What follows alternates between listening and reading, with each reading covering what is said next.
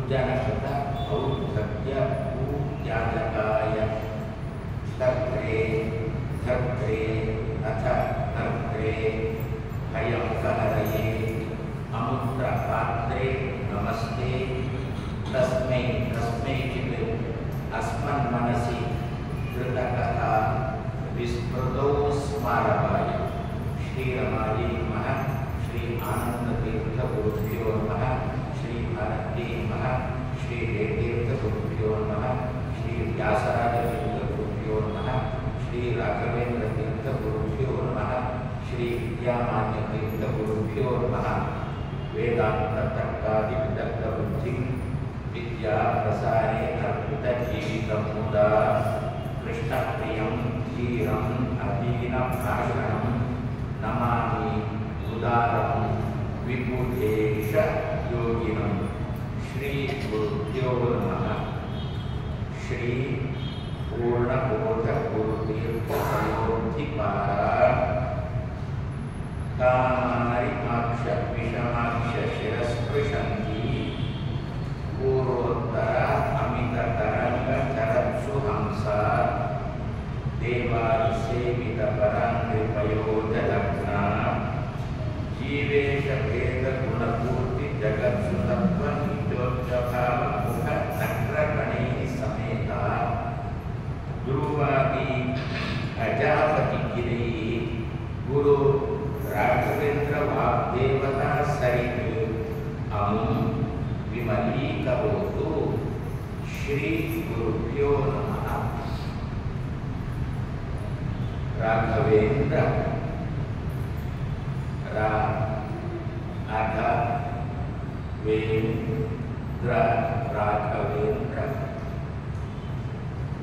ಎರಡೂ ರೀತಿಯ ಪಾಪಗಳನ್ನು ಮಧ್ಯದಲ್ಲಿ ಇಟ್ಟುಕೊಂಡು ಜೀವನ ನಡೆಸುವವರು.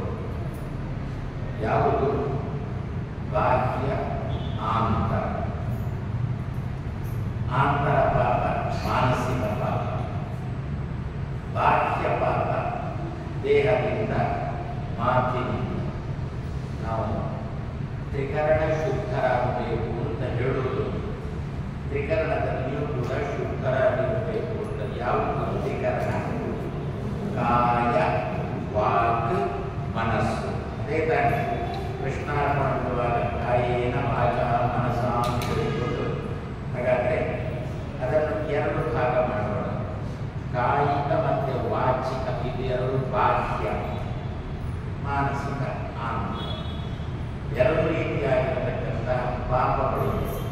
ಅದನ್ನೇ ಏನು ಅಂತ ಕರೆದು ಅಗ ಮತ್ತು ವೇ ಎನ್ನುವ ಎರಡು ಶಬ್ದದಿಂದ ಕರೆದು. ನಮ್ಮಲ್ಲಿ ಇರುವುದು ತಾನೆ, ನಮ್ಮ ಜೊತೆಗೆ ಇರುವುದು ತಾನೆ, ನಮ್ಮ ಮಧ್ಯದಲ್ಲಿ ಇರುವುದು ತಾನೆ. ಪ್ರತಿ ಎಲ್ಲೋ ಓಡಿಸುವುದಂತೂ ಎಲ್ಲೋ ಓಡಿ ಹೋಗಿದೆ. ಆದ್ದರಿಂದ ಒಂದು ಆಚೆ ಬದಿಯಲ್ಲಿ, ಒಂದು ಈಚೆ ಬದಿಯಲ್ಲಿ, ಮಧ್ಯದಲ್ಲಿ ನಮ್ಮಲ್ಲಿ ಪಾಪಗಳು. ಅದನ್ನೇ ಅಘ ವೇ ದ್ರ ಎನ್ನುವ ಶಬ್ದದಿಂದ ಉಲ್ಲೇಖ ಮಾಡ್ತಾರೆ. ಇದನ್ನೇ ಸ್ತೋತ್ರದಲ್ಲಿ ಕೂಡ ಹೇಳಿದ್ದು. ಅಘಂ ದ್ರಾವಯತೆ ಯಸ್ಮಾತ್ ವೇಷಕಾರ ವಾಂಛಿತ ಪದ ರಾಘವೇಂದ್ರ ಇತಿ ತಸ್ಮಾತ್ ಲೋಕೆ ಖ್ಯಾತೋ ಭವಿಷ್ಯತಿ ಹೇಳಿ ರಾಯರ ಬಗ್ಗೆ ಮಾಡಿರತಕ್ಕಂತಹ ಉದ್ಧಾರ. ಹಾಗಾದರೆ ಎರಡೂ ರೀತಿಯಾಗಿರತಕ್ಕಂತಹ ಪಾಪಗಳು ಎಷ್ಟರ ತನಕ ಉಂಟೋ ಅಷ್ಟರ ತನಕ ಮೇಲೆ ಏಳಲಿಕ್ಕೆ ಸಾಧ್ಯನೇ ಇಲ್ಲ. ಯಾಕೆಂದರೆ ಎರಡೂ ಕೂಡ ಪಾಪಗಳು ತುಂಬ ಭಾರದ ಪಾಪಗಳಾದ್ದರಿಂದ ಭಾರದ ಪಾಪಗಳು ಬರಬೇಡ ಅಂತಂದ್ರೂ ನಮ್ಮಲ್ಲಿ ಬಂದು ನಾನು ಮಾತ್ರ ಮುಳುಗುವುದನ್ನು ನಮ್ಮನ್ನು ಮುಳುಗಿಸ್ತದೆ, ಮೇಲೆ ಏಳದಂತೆ ಮಾಡ್ತಾ ಇದೆ. ಇಂತಹ ಸಂದರ್ಭದಲ್ಲಿ ನಮಗೆ ಗತಿ ಗೋತ್ರರು ಯಾರು ಅಂತಂದರೆ, ಯಾರು ಈ ಎರಡು ರೀತಿಯ ಪಾಪಗಳನ್ನು ನಮ್ಮಿಂದ ದ್ರಾವಯತಿ ಓಡಿಸ್ತಾರೆ. ದ್ರಾವಣ ಅಂದರೆ ಓಡಿಸುವುದು ಅಂತ, ದ್ರವ ಪದಾರ್ಥ ಅಂತ ಗೊತ್ತು ಅಂತ. ಯಾಕೆಂದರೆ ನಿಮ್ಮ ಭಾಷೆಯಲ್ಲಿ ಮಾತಾಡಿದ್ರೆ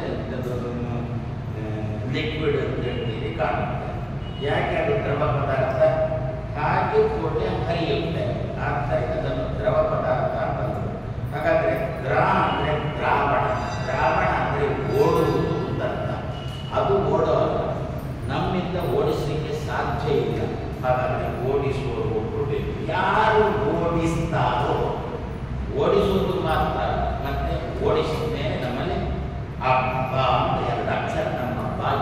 ಹೇಳಿಸ್ಬೋದ? ಅಷ್ಟೇ ಪಾಪ ಹೋಗಿ ಈಜೆ ಬಂದಿಂದ ಪುಣ್ಯ ಬಂತೋ ಇಲ್ವೋ ಅದು ಗೊತ್ತಿಲ್ಲ. ಸತ್ಯಕ್ಕಂತೂ ಈ ಉಪದ್ರ ಹೋಯ್ತಲ್ಲ, ನಾವು ಅದನ್ನೇ ನಿರೀಕ್ಷೆ ಮಾಡೋದು. ಸತ್ಯ ಈ ಒಂದು ಮನೆ ಒಳಗೇನೆ ಉಂಟು ಆ ಉಪದ್ರ, ಅದನ್ನು ಹೇಗೆ ಅಭಿಮಾನಿ ಓಡಿಸಬೇಕು ಅಂತ ಹೇಳಿ ಜ್ಯೋತಿಷ್ಕರನ್ನು ಧರಿಸಿ ಅವರನ್ನು ಓಡಿಸಿದೆವು ಅಂದರೆ ಹಬ್ಬ ಅಂತ ಬಂದಿದ್ದು. ಸುಖ ಇನ್ನು ಬರಬೇಕಷ್ಟೇ. ಅಂತೂ ಆ ಪಾಪಗಳು ಓಡಿದ್ರಿಂದ ನಮಗೊಂದು ಮಣ್ಣು. ಇನ್ನು ಆಯಾಸ ಪರಿಹಾರ ಆಗಿಲ್ಲ. ತಲೆ ಮೇಲೆ ಮಾತ್ರ ಭಾರೀ ಹೊರೆ ಇತ್ತು. ತಲೆ ಮೇಲಿದ್ದಂತಹ ಹೊರೆಯನ್ನು ತಲೆ ಒಳಗೆ ಯಾವಾಗಲೂ ಬಿಡಿ.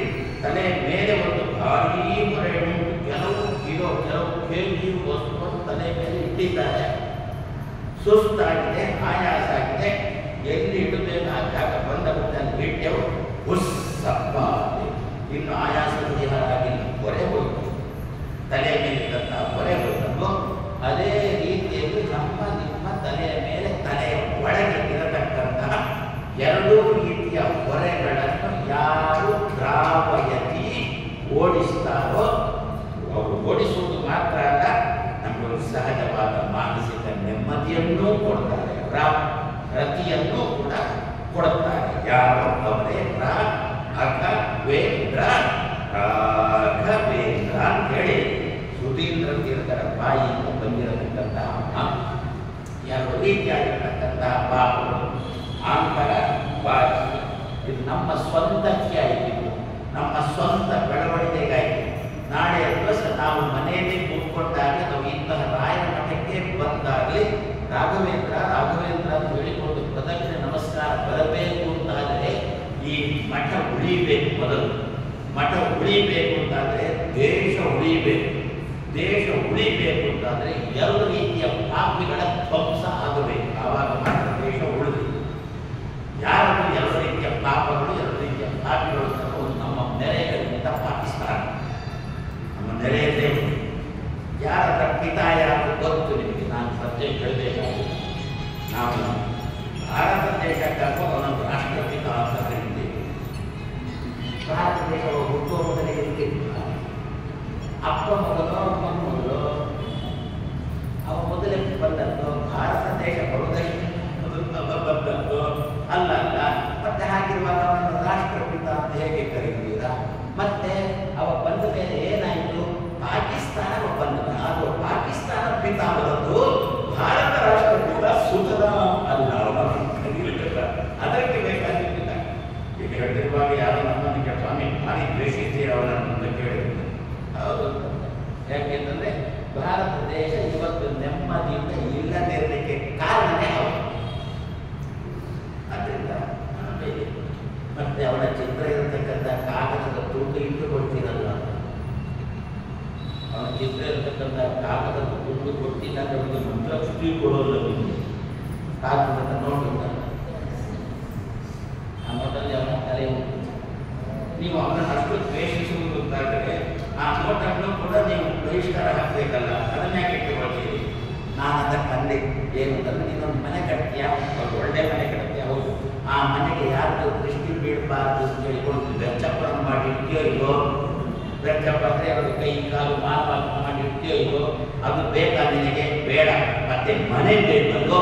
ಅದಕ್ಕೂ ಅದೇ ರೀತಿಯಲ್ಲಿ ಮನೆಯ ದೃಷ್ಟಿ ತೆಗೆಯುವುದಕ್ಕೋಸ್ಕರ ಹೇಗೆ ಮನೆ ನಾವು ಬೆರ್ಚಪ್ಪ ಅಂತ ಕರೀತೀವಿ, ಹೇಗೆ ಬೆರ್ಚಪ್ಪ ಅಂತ ಮಾಡಿರ್ತೀವೋ ಅದೇ ರೀತಿಯಲ್ಲಿ ನಮ್ಮ ಲಕ್ಷ್ಮಿಯ ಮೇಲೆ ಯಾರು ಕೂಡ ದೃಷ್ಟಿ ಬೀಳಬಾರದು. ಬೆರ್ಚಪ್ಪ ಅಂತ ಗಮನಿಸಿದ್ರು.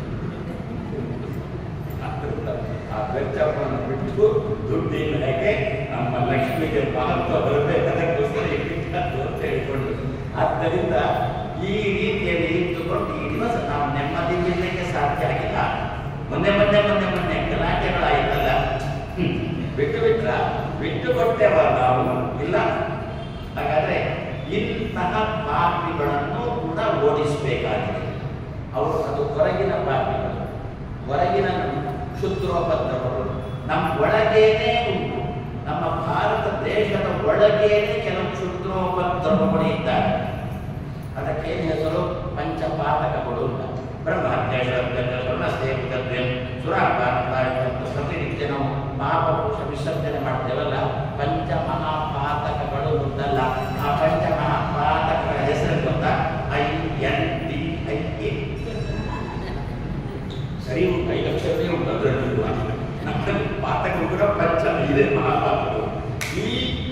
ಪಾಪಿಗಳು ಒಳಗಿರತಕ್ಕಂತಹ ಪಾಪಿಗಳು, ನಮ್ಮ ದೇಶದಲ್ಲೇ ಇರತಕ್ಕಂತಹ ಪಾಪಿಗಳು, ಒಳಗೆದ್ದುಕೊಂಡೇ ಪಾಕಿಸ್ತಾನ ಜಿಂದಾಬಾದ್ ಅಂತ ಹೇಳ್ತಕ್ಕಂಥ ಪಾತಕಿಗಳು ಪ್ರಾಯಶಃ ಒಂದು ವೇಳೆ ಈ ಜಾಗದಲ್ಲಿ ಈ ಸಮಯದಲ್ಲಿ ನಿಮ್ಮ ಪ್ರಧಾನಮಂತ್ರಿ ಮೋದಿ ಇಲ್ಲದೆ ಇರ್ತಿದ್ರೆ ಪ್ರಾಯಶಃ ಇನ್ನೆಷ್ಟು ಸಿಂಧೂರಗಳು ಅಳಿಸಿ ಹೋಗಬೇಕಿತ್ತು. ಆದರೆ ಅದಕ್ಕೆ ಭಗವಂತ ಒಂದು ಮಾತು ಹೇಳಿದ್ದು, ಯಾವಾಗ ಅವರು ತುಂಬಾ ಹಾರಾಡ್ತಾರೋ ಒಂದಾಗ ನಾನು ಬರ್ತೇನೆ, ಇಲ್ಲ ನನ್ನ ಸಂವಿಧಾನ ಇಟ್ಟುಕೊಂಡು ಮೋದ ತೀರ್ಥರನ್ನು ಕಳಿಸಿಕೊಡ್ತೇನೆ ಅಂತ ಆ ಮೋದಿಯಲ್ಲಿ ಮೋದ ತೀರ್ಥರ ಸಂವಿಧಾನ ಇದ್ದದ್ದಕ್ಕೆ ಈ ದಿವಸ ಇಷ್ಟು ಜನ ಹೆಣ್ಮಕ್ಕಳ ಸಿಂಧೂರ ಅಷ್ಟು ಗಟ್ಟಿಯಾಗಿ ಉಳ್ಕೊಂಡಿತ್ತು. ಹಾಗಾದ್ರೆ ದೇಶದ ಒಳಗಿನ ಪಾಪಿಗಳು, ದೇಶದ ಹೊರಗಿನ ಪಾಪಿಗಳು, ಎರಡೂ ರೀತಿಯ ಪಾಪಿಗಳು ಹೋರುವುದಂದ್ರೆ ಮಾತ್ರ ನಾವು ನೀವು ಇಂತಹ ರಾಘವೇಂದ್ರ ಮಠಕ್ಕೆ ಬರಬಹುದು, ಪ್ರದಕ್ಷಿಣೆ ಬರಬಹುದು, ನಮಸ್ಕಾರ ಮಾಡಬಹುದು, ರಾಘವೇಂದ್ರ ಅಂತ ಹೇಳಿಕೊಂಡು ಹೇಳ್ಬೋದು. ಆದ್ದರಿಂದ ನಮ್ಗೇನೋ ಸೈನ್ಯಕ್ಕೆ ಸೇರಲಿಕ್ಕೆ ನಮ್ಮಿಂದಂತೂ ಸಾಧ್ಯ ಆಗೋಲ್ಲ. ಹಾಗಾದ್ರೆ ಮತ್ತೆ ನಾವು ದೇಶಕ್ಕೆ ನಮ್ಮ ಕೊಡುಗೆ ಏನು ಅಂತಂದ್ರೆ ಇಂತಹ ಪಾಪಿಗಳ ಜಂಘಾ ಬಲವನ್ನು ಕಮ್ಮಿ ಮಾಡು ರಾಘವೇಂದ್ರ ಅಂತ ಹೇಳಿಕೊಂಡು ಪ್ರತಿ ದಿವಸ ನಿತ್ಯ ನಮ್ಮ ದೇಹದ ಬಗ್ಗೆ ನಾವು ಹೇಳಿಕೊಳ್ಳುವುದು ಅಂತಾದ್ರೆ ದೇಶದ ಬಗ್ಗೆ ಒಂದು 100 ಬಾರಿ ಜಾಸ್ತಿ ಅದಕ್ಕೆ ಸೇರಿಸೋಣ. ನಮ್ಮ ದೇಹದ ಬಗ್ಗೆ ಒಂದು 100 ಬಾರಿ ಹೇಳ್ತೇವ. ನಮ್ಮಲ್ಲಿ ಅಷ್ಟೋತ್ತರ ಮಾಡ್ತೇವಲ್ಲ, ರಾಯರ ಆರಾಧನೆ ಸಮಯದಲ್ಲಿ 3 ದಿವಸ ಅಷ್ಟೋತ್ತರ ಮಾಡ್ತೇವಲ್ಲ, ಆ ಅಷ್ಟೋತ್ತರದಲ್ಲಿ ರಾಘವೇಂದ್ರ ಸ್ತೋತ್ರ ಹೇಳ್ತೇವೆ 108 ಬಾರಿ ಅಂತ ಹೇಳ್ತೇವೆ. ಅದರಲ್ಲಿ ಕೊನೆಯ ಸಲ ಹೇಳುವಾಗ ಓಂ ಶ್ರೀ ರಾಘವೇಂದ್ರಾಯ ನಮಃ, ಓಂ ಶ್ರೀ ರಾಘವೇಂದ್ರಾಯ ನಮಃ, ಓಂ ಶ್ರೀ ರಾಘವೇಂದ್ರಾಯ ನಮಃ ಅಂತ ಹೇಳಿಕೊಂಡು ಅದನ್ನು 108 ಬಾರಿ ಹೇಳ್ತೇವಲ್ಲೋ. ಆ 108 ಬಾರಿ ಯಾಕೆ ಅಂತ ಬಿಟ್ಟರೆ ನಮ್ಮ ದೇಶದ ಬಗ್ಗೆ ಇಂತಹ 108 ಸಮಸ್ಯೆಗಳು ಬಂದರೆ ಅದನ್ನು ಓಡಿಸುವುದಕ್ಕೋಸ್ಕರ 108 ಬಾರಿ ಓಂ ಶ್ರೀ ರಾಘವೇಂದ್ರ. ಸಮಸ್ಯೆಗಳು 108 ನಾವು ಆ ಸಮಸ್ಯೆಗಳು ಹೊತ್ತುಕೊಂಡು ಹೋಗತಕ್ಕಂಥ ಗಾಡಿಗೂ 108 ಅಂತ ಹೆಸರು, ಆಂಬ್ಯುಲೆನ್ಸ್. ನಮಗೇನಾದ್ರೂ ತೊಂದರೆ ಆಯ್ತಾ 108ಕ್ಕೆ ಫೋನ್ ಮಾಡಿ ಅಂತ. ಅದ್ಯಾಕೆ ಅದಕ್ಕೆ 108 ಸಮಸ್ಯೆಗಳು ನಮಗೆ, ಅದರಿಂದ ಸಮಸ್ಯೆಗಳು ಹೊತ್ತುಕೊಂಡು ಹೋಗೋದನ್ನು ಕೂಡ 108 ತಲುಪ ಪ್ರತಿ ದಿವಸ ಶ್ರೀ ರಾಘವೇಂದ್ರಾಯ ನಮಃ, ಶ್ರೀ ರಾಘವೇಂದ್ರಾಯ ನಮಃ, ಶ್ರೀ ರಾಘವೇಂದ್ರಾಯ ನಮಃ ಅಂತೇಳಿ ಒಳಗಿನ ಹೊರಗಿನ ದೇಹದ ಬಗ್ಗೆ ಆಯಿತು, ನಮ್ಮ ಸ್ವಂತ ದೇಹದ ಬಗ್ಗೆ ಆಯಿತು, ದೇಶದ ಬಗ್ಗೆ ಆಯಿತು, ನಮ್ಮ ಮನೆಯ ಬಗ್ಗೆಯೂ ಕೂಡ. ಹೆಸರೇನು ಕಟ್ಟಿದ್ದೆ ಪ್ರವೇಶ, ಗೃಹ ಪ್ರವೇಶ ಅಂತ ಹೇಳಿ ಪ್ರತ್ಯೇಕ ಹಟ್ಟೆ. ಇನ್ನು ಕೆಲವರಿದ್ದಾಗ ಒಳ್ಳೆಯದು, ನಮ್ಮ ಮನೆಯ ಗೃಹ ಪ್ರವೇಶವನ್ನು, ನಮ್ಮ ಮನೆಯ ಗೃಹ ಪ್ರವೇಶವನ್ನು, ನಮ್ಮ ಗೃಹ ಪ್ರವೇಶ ಸಾಕು, ಗೃಹದಂತೆ ಮನೆಯನ್ನು ಹೋಗಿ ಅನ್ನಂತೆ ಯಾರೋ ಕೇಳಿದ್ರು, ಅದೇನು ಸ್ವಾಮಿ ನಮ್ಮ ಮನೆಯ ಗೃಹ ಪ್ರವೇಶ, ಇದು ಏನಾಯ್ತು ಅಂತ ಫುಟ್ಬಾಲ್ ಚೆಂಡು ಅಂತ ಹೇಳಿದಂತೆ ಕ್ಯಾಚ್ ಬಿಡಿ ಅಂತ ಹೇಳಿದಂತೆ ನಮ್ಮ ಮನೆಯ ಗೃಹ ಪ್ರವೇಶ. ಅದಕ್ಕೆ ನಾನು ಅಂತ ಮನೆ ನಮ್ಮದು ಕೆಲವು ಸಲ ಗೃಹಗಳು ಪ್ರವೇಶ ಮಾಡ್ತಾರೆ. ಆ ಮಕ್ಕಳ ಪತ್ರಿಕೆ ಹಚ್ಚಾಕಿದ್ದು ನಮ್ಮ ಮನೆಗೆ ಬರುವ ಗೃಹಗಳ ಪ್ರವೇಶ. ಏನಂತ ಗೊತ್ತಾ? ಮನೆಯಲ್ಲಿ ಏನಂತ ಗೊತ್ತಾ? ಯಾವ ಜಾಗದಲ್ಲಿ ಮನಸ್ಸಿಗೆ ನೆಮ್ಮದಿಯೋ ಅದು ಮನೆ. ನಮ್ಮ ಮನಸ್ಸಿಗೆ ನೆಮ್ಮದಿಯನ್ನು ಕೊಡತಕ್ಕಂಥದ್ದು. ಏನೋ ಲಗ್ನ ಆಗಬೇಕು ಆಗಬೇಕು ಅನ್ನೋ ಗೃಹಸ್ಥ ಜೀವನ ತುಂಬಾ ಮುಖ್ಯ ಆಗಬೇಕು. ಅದಕ್ಕೋಸ್ಕರ ಲಗ್ನ ಆದಮೇಲೆ ಮನೆಗೆ ಕಟ್ಟಿಸುವುದೇ. ಯಾರಿಂದ? ಇವಳಿಂದಲೋ ಇವನಿಂದಲೋ, ಯಾರಿಂದ ಅಂತ ನಾನು ಹೇಳೋದು ಅಂದು ಯಾರಿಂದಾದ್ರೂ ಒಂದು ಹುಟ್ಟೆವು. ಸುಮ್ಮನೆ ತಮಾಷೆ ಹೇಳ್ತೇನೆ. ಅಳಿಯ ತನ್ನ ಅತ್ತೆಗೆ ದೂರವಾಣಿ ಮಾಡಿದ, ಮಗಳು ಭಾರಿ ಉಪದ್ರ ಮಾಡ್ತಾ ಇದ್ದಾಳೆ, ಕರ್ಕೊಂಡು ಹೋಗಿ. ಇವಳು ದೂರವಾಣಿ ಮಾಡಿದಂತೆ ತನ್ನ ಅಮ್ಮನಿಗೆ ತುಂಬಾ ಉಪದ್ರ ಮಾಡ್ತಾ ಇದ್ದಾರೆ, ಏನ್ ಮಾಡಬೇಕು ಅಂತ ಗೊತ್ತಾಗುತ್ತಿಲ್ಲ, ನಾನು ಸೀದಾ ಮನೆಗೆ ಬರ್ತೇನೆ.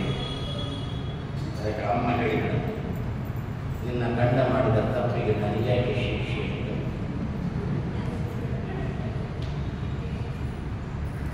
ಇವರು ಅಮ್ಮನನ್ನು ಪೀಡಿಸ್ತಾರೆ. ನಮ್ಮ ತಮಾಷೆ ಹೇಳಿದ್ರು, ಒಂದಾದ್ರಿಂದ ಒಂದು ಇಲ್ಲಿಂದ ಏನಾದ್ರು ಸಮಸ್ಯೆ ಇದ್ದೇ ಇರುತ್ತಲ್ಲ, ಅದಕ್ಕೆ ನಿತ್ಯ ರಾಘವೇಂದ್ರ ಸ್ವಾಮಿಗಳನ್ನು ಪ್ರಾರ್ಥನೆ ಮಾಡೋದು. ರಾಘವೇಂದ್ರ ಸ್ವಾಮಿಗಳು ನಮ್ಮ ಮಾತಾಡಿಸಿದ್ರೆ ಮಾತಾಡ್ತಾರೆ ರಾಘವೇಂದ್ರ ಸ್ವಾಮಿಗಳು. ಕರೆದಲ್ಲಿ ಬರುವ, ಕರೆದಾಗ ಬರುವ ಅಲ್ವೋ, ಒಬ್ಬ ಕರೆದ ಬರಲೇ ಇಲ್ಲ, ಅದಕ್ಕೆ ರಾಘವೇಂದ್ರ ಸ್ವಾಮಿ ಸೇರಿದಂತೆ ಕರೆದಂತೆ ಕರೆದ್ರೆ ಬರುವುದಿಲ್ಲ. ನಾವು ಕರೀತೇವೆ, ಅವರಿಗೆ ಕೇಳಿದಂತೆ ಕರೆಯೋಲ್ಲ, ಅಕ್ಕಪಕ್ಕದವರಿಗೆ ಕೇಳುವಂತೆ ಕರೀತೀವಿ. ರಾಘವೇಂದ್ರ ಸ್ವಾಮಿ ನನಗೆ ಕೇಳುವಂತೆ ಕರಿ, ಖಂಡಿತ. ಹಾಗಾದ್ರೆ ಕರೆದಾಗ ಬರುವ ಇಷ್ಟೇ ಅಲ್ಲ, ಕರೆದಂತೆ ಬರುವ ಇಷ್ಟೇ ಅಲ್ಲ, ಕರೆದಂತೆ ಬರುವ ಇಷ್ಟೇ ಅಲ್ಲ, ಕರೆದಾಗ ಬರುವ ಇಷ್ಟೇ ಅಲ್ಲ, ಕರೆದಂತೆ ಕರೆದಾಗ ಬರುವೆ ಅಂತ ರಾಘವೇಂದ್ರ ಸ್ವಾಮಿ. ಅದರಿಂದ ಪ್ರತಿ ದಿವಸ ನಾವು ಮನೆಗಳಲ್ಲಿ ಅರ್ಥವನ್ನು ಮೆಲುಕು ಹಾಕಿಕೊಂಡು ಅರ್ಥ ಮತ್ತೆ ದ್ರ.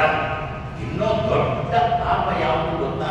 ಭಾರಿ ಭಾರಿ ತೀಕ್ಷ್ಣವಾದ ಪಾಪ. ಇದೆಲ್ಲ ಕ್ಷುದ್ರೋಪದ್ರವಗಳು, ಚಿಲ್ಲರೆ ಪಾಪಗಳು. ಇವುಗಳೆಲ್ಲ ದೊಡ್ಡ ಪಾಪಗಳು ಯಾವುದು ಅಂತಂದು ಬಿಟ್ರೆ, ನಾನೇ ದೇವರು ಅಂತ ಹೇಳತಕ್ಕಂತಹ ಉಂಟಲ್ಲ, ಅದಕ್ಕಿಂತ ದೊಡ್ಡ ಪಾಪ ಇನ್ನೊಂದಿಲ್ಲ.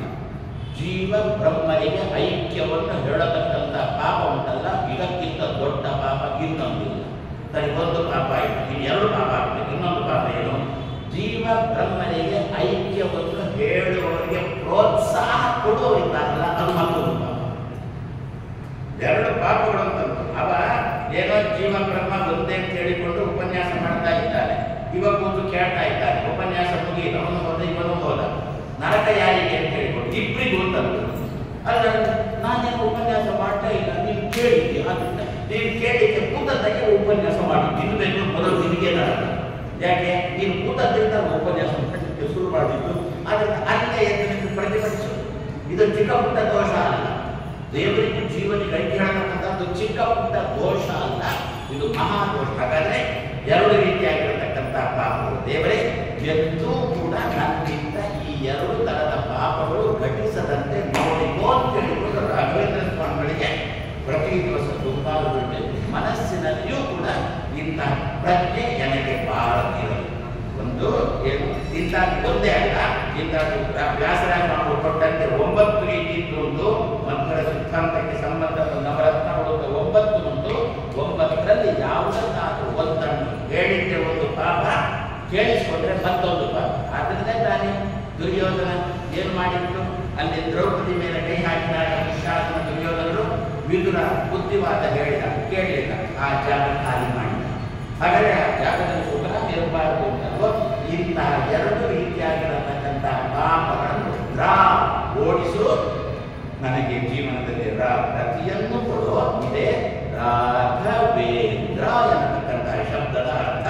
ಈ ಅರ್ಥವನ್ನು ಮೆರುಗು ಹಾಕಿಕೊಂಡು ಪ್ರತಿ ದಿವಸ ಓಂ ಶ್ರೀ ರಾಘವೇಂದ್ರಾಯ ನಮಃ, ಓಂ ಶ್ರೀ ಅದು ಓಂ ಶ್ರೀ ರಾಘವೇಂದ್ರಾಯ ನಮಃ ಇತ್ಯಷ್ಟಾಕ್ಷರ ಮಂತ್ರತಃ ಜಪಿತಾತ್.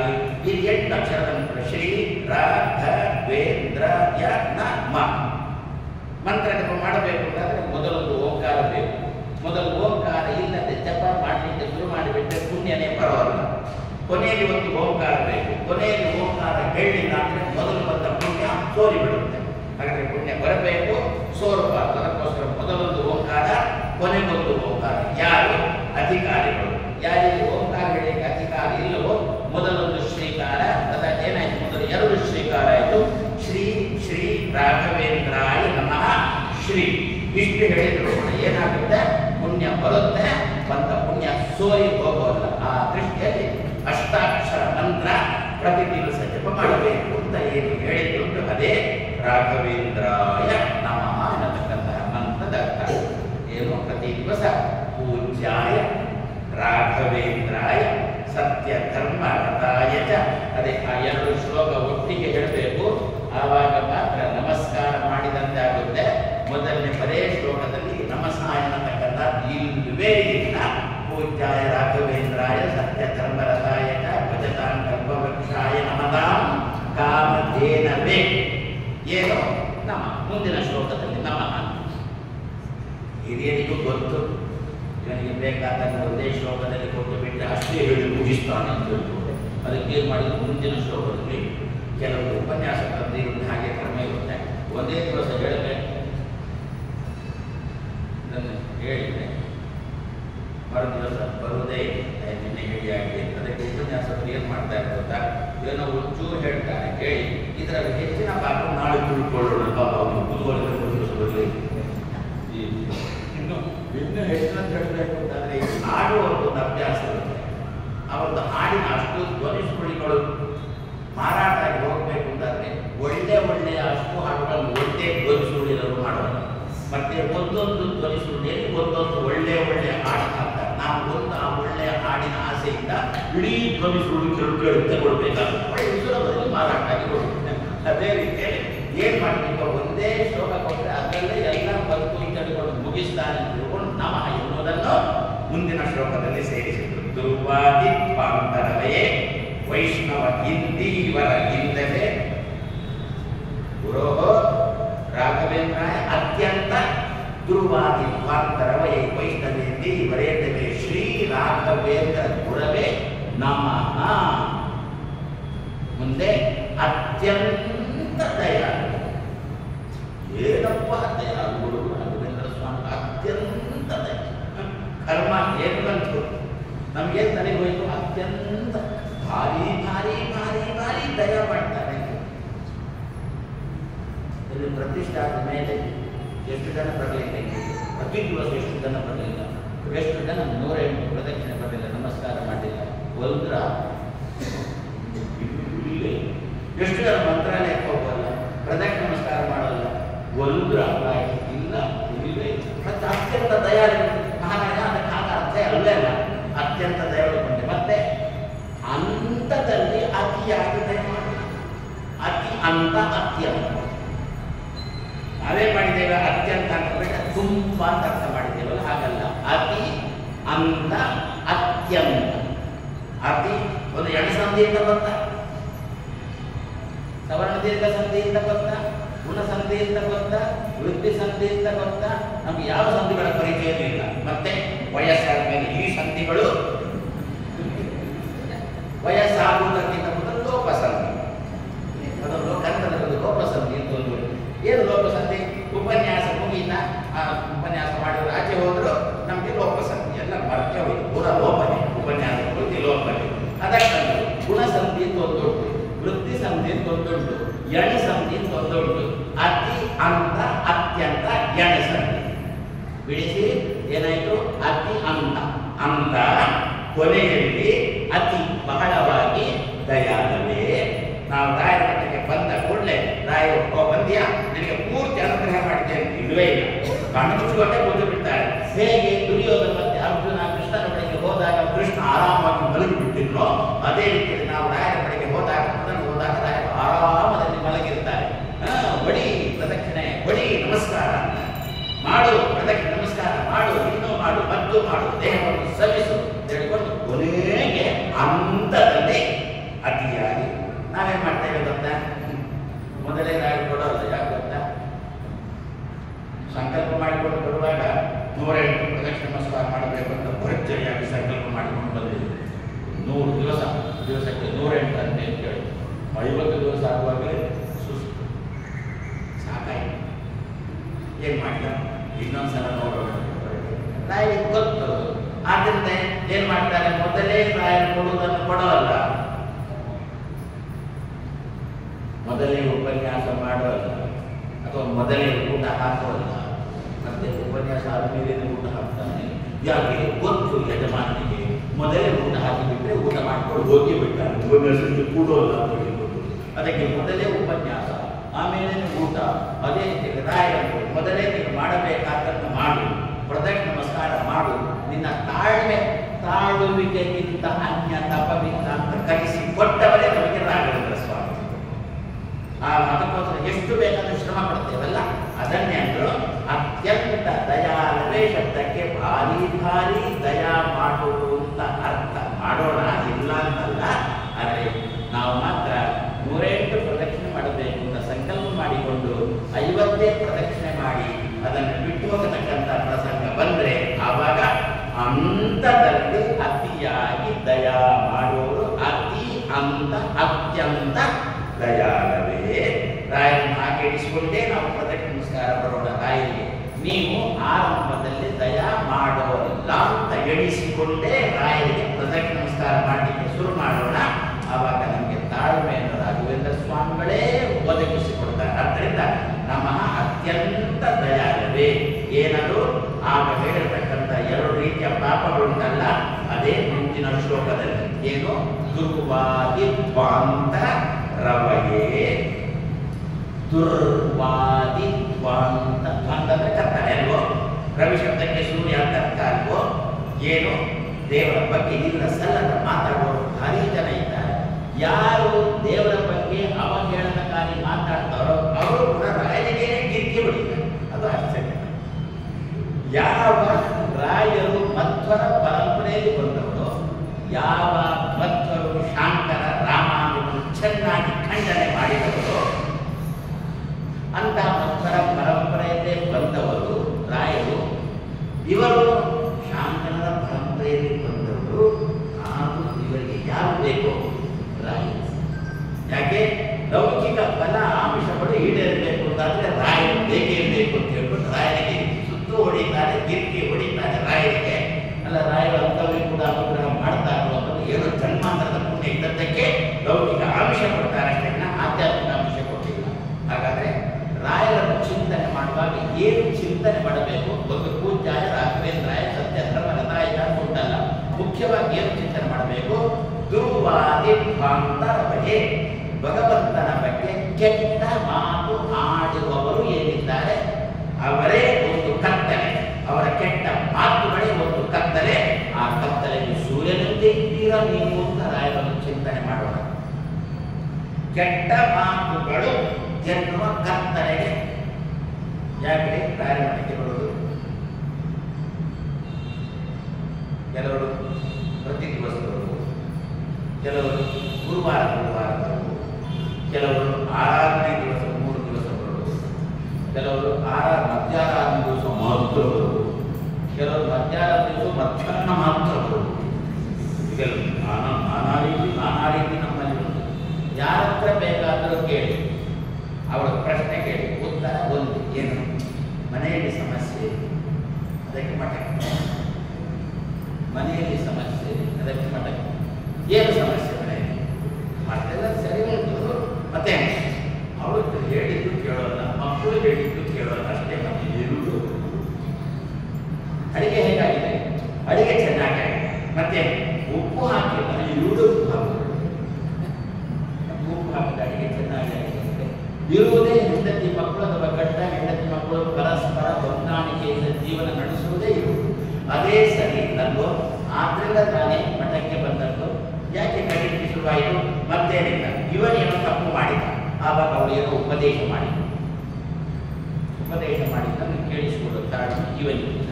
ಅವಳೇನೋ ತಪ್ಪು ಮಾಡಿದ್ರು, ಇವ ಉಪದೇಶ ಮಾಡಿದ ಕೇಳಿಸಿಕೊಳ್ಳೋ ತಾಳ್ಮೆ ಅವಳಿಗಿಲ್ಲ. ಮಕ್ಕಳು ತಪ್ಪು ಮಾಡಿದ್ರು, ಇಲ್ಲ ಅಪ್ಪ ಅಮ್ಮ ತಪ್ಪು ಮಾಡಿದ್ರು, ಮಕ್ಕಳು ಉಪದೇಶ ಮಾಡ್ತಾರೆ. ವಿದ್ಯಾಪೀಠದಲ್ಲಿ ಓದಿಕೊಂಡು ಬಂದಿರತಕ್ಕಂಥ ಮಕ್ಕಳು ಅಪ್ಪ ಅಮ್ಮನಿಗೆ ಉಪದೇಶ ಮಾಡಿ, ಅಪ್ಪ ಇವತ್ತು ಏಕಾದಶಿ, ಅಮ್ಮ ಇವತ್ತು ಏಕಾದಶಿ, ನನಗೂ ಗೊತ್ತು ಅಂತ. ಆಮೇಲೆ ಊಟ ಮಾಡ್ತೇವೆ, ಮಾಡಬೇಡ ಏಕಾದಶಿ ಅಂತ ಉಪದೇಶ ಮಾಡಿದಾಗ ಅದು ಕೇಳಿಸಿಕೊಳ್ಳಿಕ್ಕಾಗಲ್ಲ. ಅಲ್ವೋ? ಇಂಥ ಸಂದರ್ಭದಲ್ಲಿ ರಾಯರೇ ತಕ್ಕೆ ಈ ಶ್ಲೋಕವನ್ನು ಚಿಂತನೆ ಮಾಡಬೇಕಂತ. ದುರ್ವಾದಿ ದ್ವಾಂತ ರವಯೇ. ನಮ್ಮ ಮಾತು, ಉಪದೇಶದ ಮಾತು ಏನು ಕಹಿಯಾಗಿ ಅವರಿಗೆ ತೋರಿತು. ಯದ್ಯಪಿ ಕಹಿಯಾದ್ದು ಆರೋಗ್ಯಕ್ಕೆ ಒಳ್ಳೆಯದು, ಅದೇ ಮಾಡೋಣ, ಕಹಿಯಾಗಿ ಅವರಿಗೆ ತೋರಿತು. ಅವರು ತಪ್ಪು ಮಾಡ್ತಾ ಇದ್ದಾರೆ, ನಾವು ಅವರಿಗೆ ಉಪದೇಶ ಮಾಡ್ತಾ ಇದ್ದೇವೆ, ನಮ್ಮ ಉಪದೇಶದ ಮಾತು ಅವರಿಗೆ ಹಿಡಿಸ್ತಾ ಇಲ್ಲ, ಕಹಿಯಾಗಿ ತೋರ್ತಾ ಉಂಟು. ಆದ್ರಿಂದ ಮಧ್ಯದಲ್ಲಿ, ಇಬ್ಬರ ಮಧ್ಯದಲ್ಲಿ ಕಟಿಪಿಟಿಯಿಂದ ಶುರುವಾಯಿತು. ಇಂತಹ ಸಂದರ್ಭದಲ್ಲಿ ನಮಗೆ ಸಹಾಯಕ್ಕೆ ಬರುವವರು ರಾಘವೇಂದ್ರ ಸ್ವಾಮಿ. ದುರ್ವಾದಿ ದ್ವಾಂತರವಯೇ. ನನ್ನ ಮಾತುಗಳು ದುರ್ವಾದ ಅವರಿಗೆ, ನನ್ನ ಮಾತುಗಳು, ನನ್ನ ಉಪದೇಶದ ಮಾತುಗಳು ಅವರಿಗೆ ದುರ್ವಾದದಂತೆ ತೋರಿತು. ಕೆಟ್ಟ ಮಾತಿನಂತೆ ಅವರಿಗೆ ತೋರಿತು, ಅವಳಿಗೆ ತೋರಿತು, ಮಕ್ಕಳಿಗೆ ತೋರಿತು, ತಪ್ಪಮ್ಮನಿಗೆ ತೋರಿತು, ಸೇವಕನಿಗೆ ತೋರಿತು, ಯಜಮಾನನಿಗೆ ತೋರಿತು. ದುರ್ವಾದಿ. ಇಂಥ ಸಂದರ್ಭದಲ್ಲಿ ರಾಯರೇ ನೀವು ಸೂರ್ಯನಂತೆ ಬನ್ನಿ. ಸೂರ್ಯನಂತೆ ಬಂದೇನಾಗುತ್ತೆ? ಆ ಮಾತಿನಲ್ಲಿ ಕೆಟ್ಟತನ ಅನ್ನತಕ್ಕಂಥದ್ದು ಕತ್ತಲೆ ಇತ್ತಲ್ಲ, ಅದು ಬಂತು. ಮಾತು ಉಳಿಯಿತು, ಮಾತು ಉಳಿಯಿತು. ಮಾತಿನಲ್ಲಿ ಕೆಟ್ಟ ಮಾತಿನಂತೆ ತೋರಿತು. ಮಾತಿನಲ್ಲಿ ಕೆಟ್ಟತನ ನಮಗೆ ತೋರಿ ಆ ಕೆಟ್ಟತನ ಎನ್ನುವುದು ಕತ್ತಲೆಯಂತೆ ಏನು ಹೋಯಿತು? ರಾಯರನ್ನು ಪ್ರಾರ್ಥನೆ ಮಾಡಿದಾಗ ನೀವು ಸೂರ್ಯನಂತಿದ್ದೀರಿ ಅಂತ ರಾಯರನ್ನು ಪ್ರಾರ್ಥನೆ ಮಾಡಿದಾಗ ಏನಾಗುತ್ತೆ? ಕೆಟ್ಟತನವೆಂಬ ಕತ್ತಲೆ ಹೋಯ್ತು ವಿನಃ ಮಾತೇ ಹೋಗುತ್ತದೆ. ಯಾಕೆ? ಮಾತು ಬೇಕು. ಇವನ ಉಪದೇಶದ ಮಾತು ಬೇಕು, ಇವಳ ಉಪದೇಶದ ಮಾತು ಬೇಕು. ಅದು ಮಾತು ಕೆಟ್ಟದು ಎನ್ನುವ ಭಾವನೆ ಹೋಗಬೇಕು. ನನಗೆ ಒಳ್ಳೆಯದಕ್ಕಾಗಿ ಹೇಳಿದ್ದಾರೆ ಎನ್ನುವ ಭಾವನೆ ಬರಬೇಕು. ಹಾಗಾದರೆ ಕೆಟ್ಟದು ಎನ್ನತಕ್ಕಂಥ ಭಾವನೆ ಏನಿತ್ತು ಅದೇ ಕತ್ತಲೆ. ಆ ಕತ್ತಲೆಯನ್ನು ಓಡಿಸಬೇಕಾದ್ರು ಯಾರು? ರಾಘವೇಂದ್ರ ಸ್ವಾಮಿ. ಆದ್ದರಿಂದ ರಾಘವೇಂದ್ರ ಸ್ವಾಮಿಗಳು ಪ್ರಾರ್ಥನೆ ಮಾಡುವಾಗ ದುರ್ವಾದಿ ತ್ವಾಂತರವಯೇ, ಸೂರ್ಯನಂತೆ ಇದ್ದಿಲ್ಲ ಕತ್ತಲೆಗೆ ಭಾವನೆ ಅನ್ನತಕ್ಕಂಥ ಕತ್ತಲೆಗೆ, ಅದರಲ್ಲಿ ಕೆಟ್ಟತನ ಎನ್ನತಕ್ಕಂಥದ್ದನ್ನು ಏನು ತಿಳ್ಕೊಂಡಿದ್ದಾನೆ ಇವ, ಇದು ಕೆಟ್ಟ ಮಾತು ಏನು ತಿಳ್ಕೊಂಡಿದ್ದಾನೆ, ಮಾತಿನಲ್ಲಿ ಕೆಟ್ಟತನವನ್ನು ಏನು ತಿಳ್ಕೊಂಡಿದ್ದಾನೆ ಅದನ್ನು ಓಡಿಸಿ, ಆ ಕತ್ತಲೆಯನ್ನು ಓಡಿಸಿ ರಾಘವೇಂದ್ರ ಇಷ್ಟು ನಾವು ಮನಪೂರ್ವಕವಾಗಿ ಪ್ರಾಮಾಣಿಕವಾಗಿ ರಾಜ 108 ಬಾರಿ ಪ್ರಾರ್ಥನೆ ಮಾಡಿದರೆ ಏನು ಇಷ್ಟು ಉಪದೇಶ ಮಾಡಿದಾಗ 4 ದಿವಸ ಮಾತುಕತೆ ನಿಂತಿತ್ತು ಇಬ್ಬರಿಗೂ ಕೂಡ. ಯಾಕೆ? ಅಷ್ಟು ಜಗಳ ಮಾತುಕತೆ ನಿಂತಿತ್ತು. 5ನೇ ದಿವಸ ಮೆಲ್ಲ ಅವನೇ ಬಂದು ಅಥವಾ ಅವಳೇ ಬಂದು ನೀವು ಹೇಳಿದ್ದು ಸರಿ ಉಂಟು, ನಾನು ಹೇಳಿದಂತೆ ಕೇಳಿದರೆ ಹಂತಕ್ಕೆ ಬರ್ತಾರೆ. ಇಡೀ ಸಮಾಜವನ್ನು ನೋಡಿಕೊಂಡೇ ಅಪ್ಪಣ್ಣಾಚಾರ್ಯರ ತಾನು ರಾಘವೇಂದ್ರ ಸ್ತೋತ್ರ ಮಾಡಿ ಅದರಲ್ಲೊಂದು ಮಾತು ಬರುತ್ತಾ, ಅದೇ ಹಂತದಲ್ಲಿ ದಯಾಳುಗಳು ಅಂತ ಹೇಳಿದರು. ಅತಿ ಹಂತದಲ್ಲಿ ಅತಿಯಾಗಿ ದಯಾಳು, ಅತ್ಯಂತ ದಯಾಳು. ಅದನ್ನು ಮೊದಲು ಅನುಭವಿಸಿದವರೇ ಅಪ್ಪಣ್ಣಾಚಾರ್ಯ. ಏನುಂಟು ರಾಘವೇಂದ್ರ ಸ್ತೋತ್ರದಲ್ಲಿ? ದಯಾ ದಾಕ್ಷಿಣ್ಯ ವೈರಾಗ್ಯ ವಾಕ್ಪಾಟವ ಮುಕ್ತಾಂಕಿತ. ರಾಘವೇಂದ್ರ ಅಂತ ಉಂಟದ್ದು ದಯಾ ದಾಕ್ಷಿಣ್ಯ ವೈರಾಗ್ಯ ವಾಕ್ಪಾಟವ, ಒಳ್ಳೆ ಮಾತುಗಾರಿಕೆ. ದಯಾ ದಾಕ್ಷಿಣ್ಯ ವೈರಾಗ್ಯ. ದಯಾ ಪ್ರಾಣಿಗಳಲ್ಲಿ ದಯಾ, ದಾಕ್ಷಿಣ್ಯ ಅಂದರೆ ಊಟಕ್ಕೆ ಕೂತಿದ್ದೇವೆ, ಬಡಿಸಿಕೊಂಡು ಬಂದಿದ್ದಾರೆ. ಮೊದಲನೇ ಸಲ ಬಡಿಸಿಕೊಂಡು ಎಲ್ಲರಿಗೂ ಹಾಕೊಂಡು ಹೋಗಿದ್ದಾರೆ, ತಿಂದಿದ್ದೇವೆ. 2ನೇ ಸಲ ಬೇಗ ಅಂತ ಕೇಳಿಕೊಂಡು ಬಂದು ನಮಗೆ ಬೇಕು ಅಂತ ಮಾತು ಬೇಡ. ಯಾಕೆ? ಅಕ್ಕಪಕ್ಕದವರು ಏನು ಹೇಳಿದ್ದಾರೆ ಅದಕ್ಕೆ ಹಿರಿಯರೊಂದು ಮಾತು ಹೇಳಿದ್ದು ಏನು ಅಂತ, ಆಹಾರೇತ ವಿಹಾರೇತ ತ್ಯಕ್ತಲಜ್ಜ ಸುಖೀಭವ. ಆಹಾರವನ್ನು ಮತ್ತು ವಿಹಾರದಲ್ಲಿ ನಾಚಿಕೆ ಪಡಬೇಡ. ನಿನ್ನ ಹೊಟ್ಟೆಗೆ ಎಷ್ಟು ಬೇಕೋ ಅಷ್ಟನ್ನು ಹಾಕಿಸಿಕೊ. ಅಲ್ಲಿ ಅಕ್ಕಪಕ್ಕದವರು ಹಾಕಿಸಿಕೊಳ್ಳಿಲ್ಲ ಅಂತ ಕೇಳಿಕೊಂಡು ನೀನು ಸುಮ್ಮನೆ ಕೊಡಬೇಡ. ನೀನು ಹಾಕಿಸಿಕೊಳ್ಳುವುದಿಲ್ಲ, ಯಾಕೆ? ಮುಜಿಗುರ ಅಂತ. ಆಹಾರೇ ಮತ್ತೆ ವಿಹಾರೇ. ನಿದ್ದೆ ಬರುತ್ತಾ?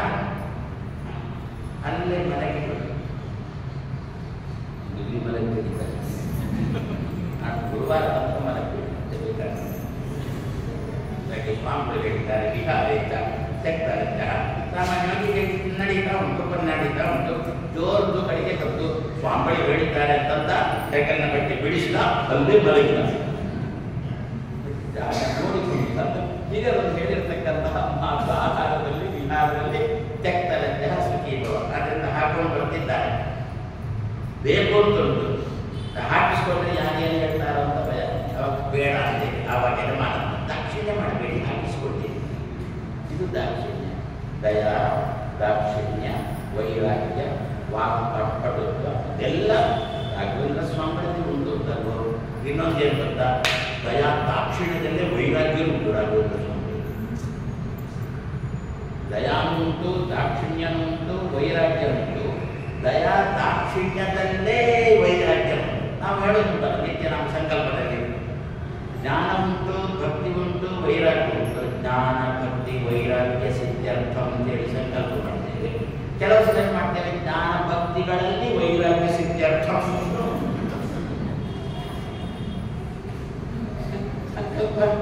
ಆದ್ರಿಂದ ನಾವೇ ಚಾಪೆ ಅಡಿ ಮುಸುಳುವವರು, ದಾಸರುಗಳು ರಂಗೋಲಿ ಅಡಿ ಮುಸುಳುವ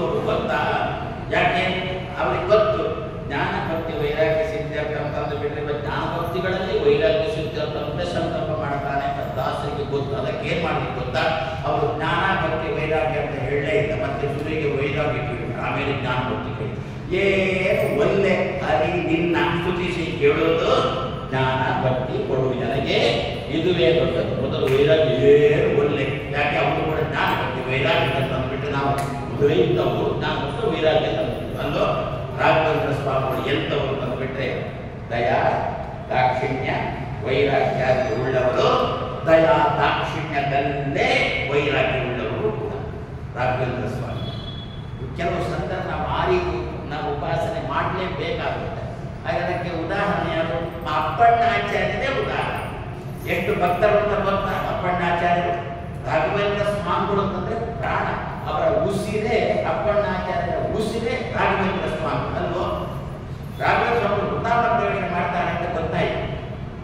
ಎಲ್ಲಿದ್ದಾರೆ ಅಪ್ಪಣ್ಣಾಚಾರ್ಯ? ಎಲ್ಲಿದ್ದಾರೆ? ರಾಯರು ಎಲ್ಲಿ ವೃಂದಾವನ ಪ್ರವೇಶ ಮಾಡೋದು ಗೊತ್ತಾದ ತಕ್ಷಣ ಓಡಿಕೊಂಡು ಬಂದ್ರ ಶ್ರೀ ಪೂರ್ಣ ಬೋಧ ಗುರು ತೀರ್ಥ ಮಯೋಗಿ ಪಾದ ತಿಳ್ಕೊಂಡು ಓಡಿಕೊಂಡು ಬಂದ್ರ. ನನ್ನ ಅಚ್ಚ ಭಕ್ತ ಬರ್ತಾ ಇದ್ದಾನೆ, ಸ್ವಲ್ಪ ಕಾಯೋಣ ಅಂತೇಳಿ ರಾಯರು ಪ್ರವೇಶ ಮಾಡಿ ಅಪ್ಪಣ್ಣಾಚಾರ್ಯರು ಸಮೀಪ ಬರ್ತಾ ಇದ್ದಾರೆ. ಇದು ಒಂದು ಕ್ಷಣ ರಾಯರೇ ಬರ್ತಾ ಇದ್ದೇನೆ ತಂದ್ರು ಕೂಡ ರಾಯರು ಕಾಯುತ್ತಿದ್ದಾರೆ. ವೃಂದಾವನ ಪ್ರವೇಶ ಮಾಡಿದಾಗ ಬಂದಿದ್ದಾರೆ ಅಪ್ಪಣ್ಣಾಚಾರ್ಯರು.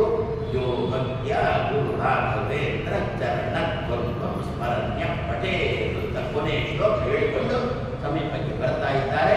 ಪ್ರವೇಶ ಮಾಡಿ ಗೊತ್ತಾಗುತ್ತೆ ತಪ್ಪು. ಇಷ್ಟು ರಾಯರನ್ನು ಹಚ್ಚಿಕೊಂಡವ ರಾಯರನ್ನೇ ಹೀಗೆ ಮಾಡಿದ್ರ ಅಂತ ಹೇಳಿಕೊಂಡು ಮಾತೇ ಬರಲಿಲ್ಲ ಅಲ್ವೋ. ಶ್ಲೋಕ ಅರ್ಧದಲ್ಲೇ ನಿಂತು ಹೋಯ್ತಲ್ಲ, ವೃಂದಾವನ ಪ್ರವೇಶ ಶ್ಲೋಕ ಅರ್ಧದಲ್ಲಿ ನಿಂತು ಹೋಯ್ತು. ಅದನ್ನು ಭರ್ತಿ ಮಾಡತಕ್ಕಂಥ ಪೂರ್ತಿ ಮಾಡತಕ್ಕಂಥ ಕೆಲಸ ರಾಯರಿಗೆ ಸೇರಿತು. ಏನಂದ್ರು? ಸಾಕ್ಷಿ ಹಯಾಸ್ಯ. ಆ ಕೊನೆ ಅಷ್ಟು ಮಾತು ಅಪ್ಪಣ್ಣಾಚಾರ್ಯರ ಮಾತನ್ನ ಆ ಅಷ್ಟು ಸಾಕ್ಷಿ ಹಯಾಸ್ಯ ಅಂತ ಹೇಳೋ ಮೂಲಕ ಇಡೀ ರಾಘವೇಂದ್ರ ಸ್ತೋತ್ರಕ್ಕೆ ಮುದ್ರೆ ಹೊತ್ತಿದ್ರು. ಯಾರು? ರಾಘವೇಂದ್ರ ಸ್ವಾಮಿಗಳು. ಇದು ಏನು? ದಯಾ ದಾಕ್ಷಿಣ್ಯದಲ್ಲೇ ವೈರಾಗ್ಯ ಅನ್ನೋದು ರಾಘವೇಂದ್ರ ಸ್ವಾಮಿಗಳಿಗೆ.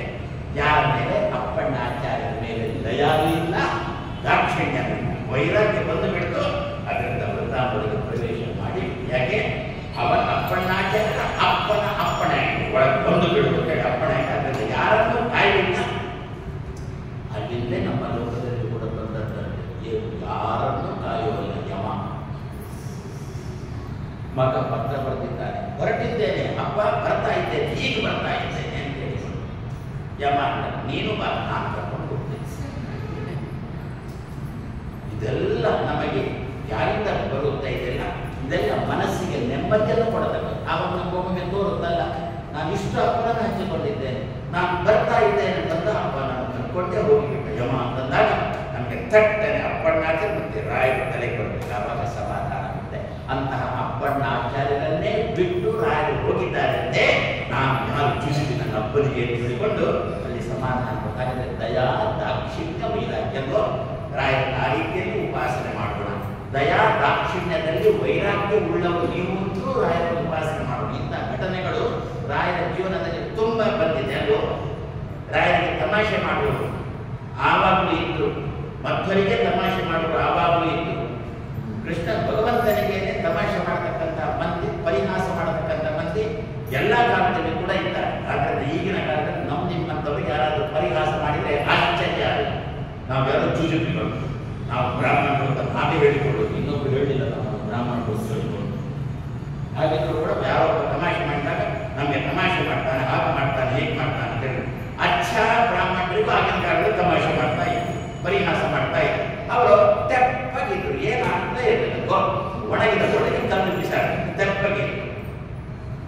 ರಾಯರ ಮೆರವಣಿಗೆ ಹೋಗ್ತಿದ್ದ, ರಾಯರು ಮೇಲೆ ಕೂತ್ಕೊಂಡು ಹೋಗ್ತಾ ಇದ್ರಲ್ಲ, ಸಂಚಾರ ಊರಿಂದ ಊರಿಗೆ ಸಂಚಾರ ಮಾಡ್ತಾ ಇದ್ರಲ್ಲ, ರಾಯರ ಮೇಲೆ ಭಾರಿ ಅವಾಗ ಪ್ರಚಾರಕ್ಕೆ ಬರ್ತಿದ್ದಲ್ಲ, ಅದನ್ನು ಸಹಿಸಲಿಕ್ಕೆ ಆಗದವರು ಆಗಿನ ಕಾಲದಲ್ಲಿ ಇದ್ರಲ್ಲ, ಏನ್ ಮಾಡಿದ್ರು? ಕೇಳಿಸಿಕೊಂಡಿದ್ರು. ಸತ್ತವರನ್ನು ಕೂಡ ಬದುಕಿಸ್ತಾರೆ ಅಂತ ರಾಘವೇಂದ್ರ ಸ್ವಾಮಿಗಳು ಇದನ್ನು ಕೇಳಿಸಿಕೊಂಡಿದ್ರು. ರಾಯರಿಗೆ ತಮಾಷೆ ಮಾಡಬೇಕು, ಪರಿಹಾಸ ಮಾಡಬೇಕು ಅಂತ ಏನ್ ಮಾಡಿದ್ರು? ಒಬ್ಬನನ್ನು ಮಲಗಿಸಿದ್ರು. ನಮಗೆ ಕಥೆ ಎಲ್ಲ ಗೊತ್ತು.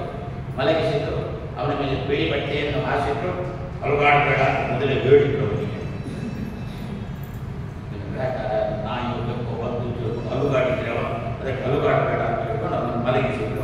ರಾಯರ ಮೆರವಣಿಗೆ ಸಂಚಾರ ಹೋಗ್ತಾ ಉಂಟು. ಈ ಕುಹಕಿಗಳು ರಾಯರ ಬಳಿ ಬಂದು ಒಪ್ಪೆ ಹಾಕಿ ರಾಯರೇ ಕಾಪಾಡಬೇಕು, ಸತ್ತಿದ್ದಾನೆ, ಬದುಕಿಸಬೇಕು. ದಯಾನಿಲ್ಲ, ದಾಕ್ಷಿಣ್ಯನಿಲ್ಲ, ದಯಾದಾಕ್ಷಿಣ್ಯ ಬದುಕುತ್ತಾರೆ. ಹೌದಾ? ಅವರ ಆಯುಷ್ಯ ಮುಗಿದಬೇಕು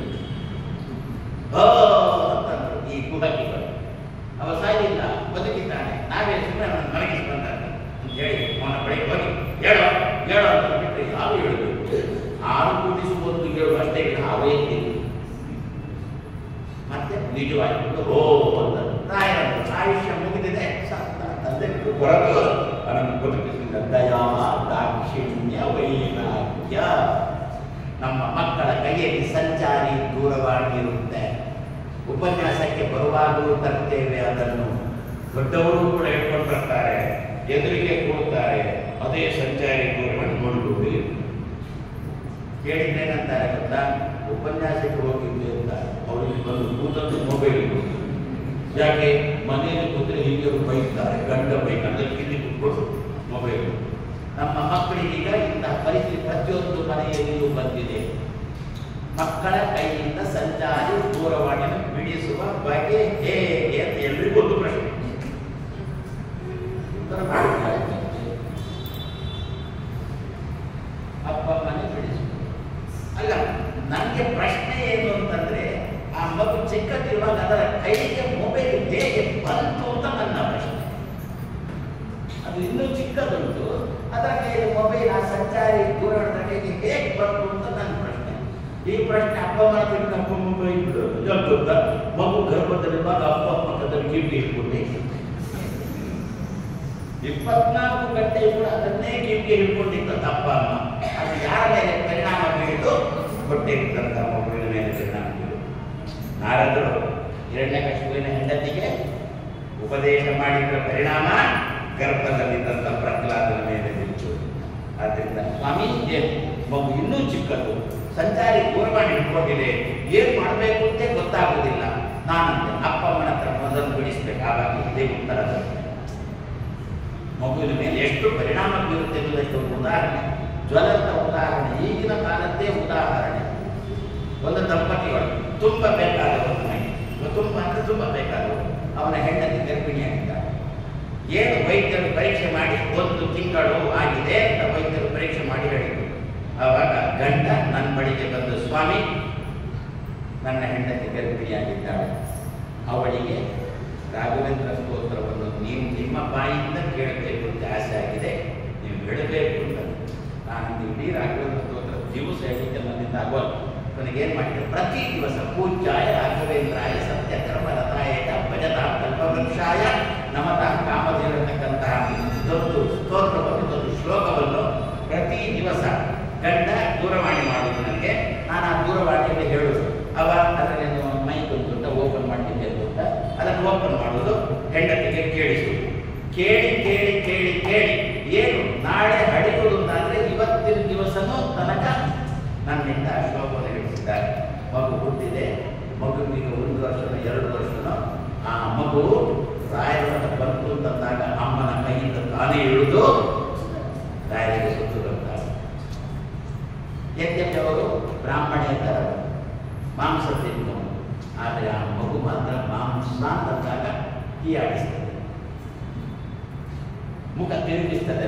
ಅಮ್ಮ ತಾನು ತಿನ್ನುವಾಗ ಮಗುವಿಗೆ ಅಂತ ಕೊಡ್ಲಿಕ್ಕೆ ಬಂದರೆ ಮಗು ಬೇಡ ಅಂತಂತದೆ. ಯಾರ ಪ್ರಭಾವ? ರಾಘವೇಂದ್ರ ಸ್ವಾಮಿ ಪ್ರಭಾವ.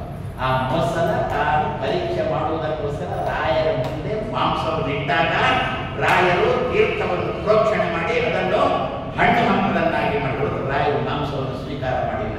ಹಾಗಾದ್ರೆ ರಾಯರು ಮಾಂಸವನ್ನು ಸ್ವೀಕಾರ ಮಾಡಿಲ್ಲ, ಅದೇ ರಾಯರ ಶ್ಲೋಕವನ್ನು ಪ್ರತಿ ದಿವಸ ಕೇಳಿಸಿಕೊಂಡಿರತಕ್ಕಂಥ ಮಗು ಈಗಲೂ ಕೂಡ ಆ ಮಾಂಸವನ್ನು ಹುಟ್ಟುವಲ್ಲಿ ಒಳ್ಳೆಯ ಸಂಸ್ಕೃತವಾಗಿ ಬೆಳೀತಾ ಉಂಟಲ್ಲೋ.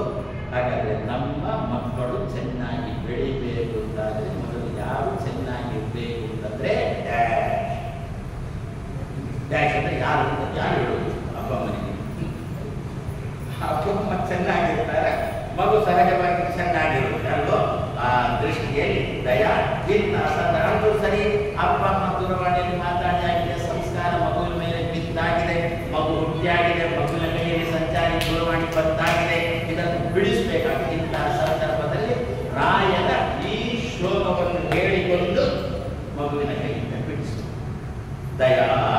ದಾಕ್ಷಿಣ್ಯ ವೈರಾಗ್ಯ.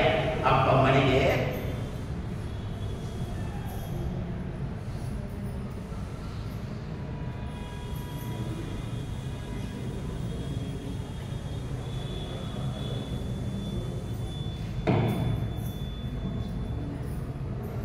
ಈಗಿನ ಕಾಲದ ಮಕ್ಕಳ ಮನಸ್ಥಿತಿಯು ಅಂತ ಅಂತೆ, ಒಂದು ಮಾತು ಹೇಳಿದರೆ ಕಮ್ಮಿ, ಎರಡು ಮಾತು ಹೇಳಿದರೆ ಜಾಸ್ತಿ. ಆ ಮಗುವಿನ ಕೈಯಿಂದ ದೂರವಾಣಿಯಲ್ಲಿ ಕಿತ್ತೆವು ಅಂತಂದ್ರೆ ಮಗುವಿನ ಕೊರಳು ನೇಣಾಗಿದೆ. ಪ್ರಾಯ ಹೆಚ್ಚಿನ ಮನೆಗಳಲ್ಲಿಂದ ಅದನ್ನು ನೋಡಿಕೊಂಡು ನಮಗೆ ಉಸಾಗರಿ ಯಾಕೆ ಅಂತ ಹೇಳಿಕೊಂಡು ಮಗುವಿನ ಕೈಗೆ ದೂರವಾಣಿ ಇದ್ದಾಗ ಯಾವ ಅಪ್ಪವನ್ನು ಮಾತಾಡಲಿಕ್ಕೆ ಹೋಗುವುದಿಲ್ಲ. ನಾಳೆ ಆ ಮಗುವಿನ ಬಳಿಯಲ್ಲಿ ಸಂಚಾರಿ ದೂರವಾಣಿ ಇರುತ್ತೆ, ಅಪ್ಪಮ್ಮ ವೃದ್ಧಾಶ್ರಮ. ಇಂಥ ಸಂದರ್ಭದಲ್ಲಿ ರಾಘವೇಂದ್ರ ಸ್ವಾಮಿಗಳ ಈ ಸ್ತೋತ್ರವನ್ನು ಪ್ರತಿನಿತ್ಯ ಹೇಳೋಣ. ದಯಾ ದಾಕ್ಷಿಣ್ಯ ವೈರಾಗ್ಯ. ನಮಗೆ ಮಗು ಬೇಕು ಅಂತ ಹೇಳಿಕೊಂಡು ಜೋರಾಗಿ ಮಾತಾಡೋದು.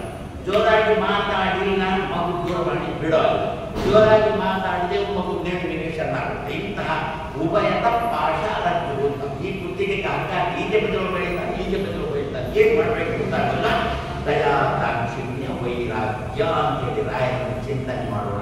ಇಂತಹ ಸಂದರ್ಭದಲ್ಲಿ ಮಗುವಿಗೆ ನಾವು ಉಪದೇಶ ಮಾಡುವಾಗ ದಯಾನು ಕೂಡದು, ದಾಕ್ಷಿಣ್ಯನ ಕೂಡದು, ಎರಡರಲ್ಲಿ ಕೂಡ ವೈರಾಗ್ಯವನ್ನು ತಾಡಿಕೊಂಡು ಮಗುವಿಗೆ ಉಪದೇಶ ಮಾಡಬೇಕು. ಒಳ್ಳೆದಲ್ಲ ಇದು, ಒಳ್ಳೆದಲ್ಲ ಅದು ಉಪದೇಶ ಮಾಡೋಣ. ನಮಗೆ ಸಹಾಯಕ್ಕೆ ನಮ್ಮ ಜೊತೆಗೆ ರಾಯರಿರ್ತಾರೆ. ಅದಕ್ಕೋಸ್ಕರ ದಯಾ ದಾಕ್ಷಿಣ್ಯ ವೈರಾಗ್ಯ ವಾಗ್ಪಾಠವ. ಅದೇ ವಾಗ್ಪಾಠವ ಒಳ್ಳೆ ಮಾತಿನಲ್ಲಿ ಪಟುತ್ವ ಇರಲಿ. ನಮ್ಮ ಮಾತು ಹೇಗಿರ್ಬೇಕು ಅಂತಂದ್ರೆ ಮಗು ಆ ಮಾತನ್ನು ಕೇಳಿಸಿಕೊಂಡು ಹೌದು ಅಂತ ಮಗುವಿಗೆ ತೋರುವ ರೀತಿಯಲ್ಲಿ ನಾವು ಮಗುವಿಗೆ ಹೇಳಬೇಕು. ವಾಗ್ಪಾಠವ. ದಯಾನೂ ಕೂಡುದು, ದಾಕ್ಷಿಣ್ಯನೂ ಕೂಡುದು, ಅದರಲ್ಲಿ ವೈರಾಗ್ಯ ಬೇಕು. ಆ ದಯಾದಲ್ಲಿ ದಾಕ್ಷಿಣ್ಯದಲ್ಲಿ ವೈರಾಗ್ಯ ಉಂಟು ಅಂತ ಹೇಳಿಕೊಂಡು ಮಗುವನ್ನು ಘಟ ಪಟ ಪಟ ಪಟ ಅಂತ ಹೇಳಿಕೊಂಡು ಜೋರು ಮಾಡೋದಲ್ಲ. ಒಳ್ಳೆಯ ಮಾತಿನಿಂದ ಮಗುವಿಗೆ ತಿಳಿಯ ಹೇಳಬೇಕು. ಇದೆಲ್ಲ ಬರಬೇಕು ಅಂತಂದ್ರೆ ರಾಘವೇಂದ್ರ ಸ್ವಾಮಿಗಳನ್ನು ನಾವು ಈ ರೀತಿಯಲ್ಲಿ ಚಿಂತನೆ ಮಾಡೋಣ. ಆವಾಗ ನೀವು ಕೇಳಬಹುದು, ಸ್ವಾಮಿ ಈ ಶ್ಲೋಕ ರಾಘವೇಂದ್ರ ಸ್ತೋತ್ರದಲ್ಲಿ ಎಲ್ಲಿ ಉಂಟು ಅಂದ್ರೆ ಗೊತ್ತಾ? ನೀವು ಅಷ್ಟನ್ನು ಮಾತ್ರ ಹೇಳ್ತೀವಿ,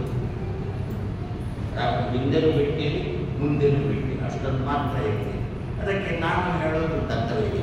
ಇಡೀ ಸ್ತೋತ್ರ ಓದು ನಿನಗೇನೆ ಸಿಗುತ್ತೆ ಅಂತೇಳಿ. ಆವಾಗ ಹುಡುಗಿಕೊಂಡು ಇಡೀ ಸ್ತೋತ್ರ ಓದ್ತಾ ನಮ್ಮ ಇಡೀ ಸ್ತೋತ್ರ ಓದಂತೆ ಆಯ್ತು. ಇಡೀ ಸ್ತೋತ್ರ ಹೇಳೋಣ. ಆ ಭಾಗವನ್ನು ಬೇಕಾದ್ರೆ ಆವೃತ್ತಿ ಮಾಡೋಣ. ಆ ಭಾಗ ಆ ಶ್ಲೋಕ ಎಲ್ಲಿ ಬರುತ್ತೆ ಅದನ್ನು ಹೇಗೆ ಓಂ ಶ್ರೀ ರಾಘವೇಂದ್ರ ಎನ್ನುವುದನ್ನು 108 ಬಾರಿ ಹೇಳಿ, ಅಷ್ಟ ತನಕ ಒಂದೇ ಸಲ ಹೇಳಿಕೊಂಡು ಅದನ್ನು 108 ಬಾರಿ ಹೇಳಿ ಆಮೇಲೆ ಮುಂದುವರಿಸ್ತೇವಲ್ಲ.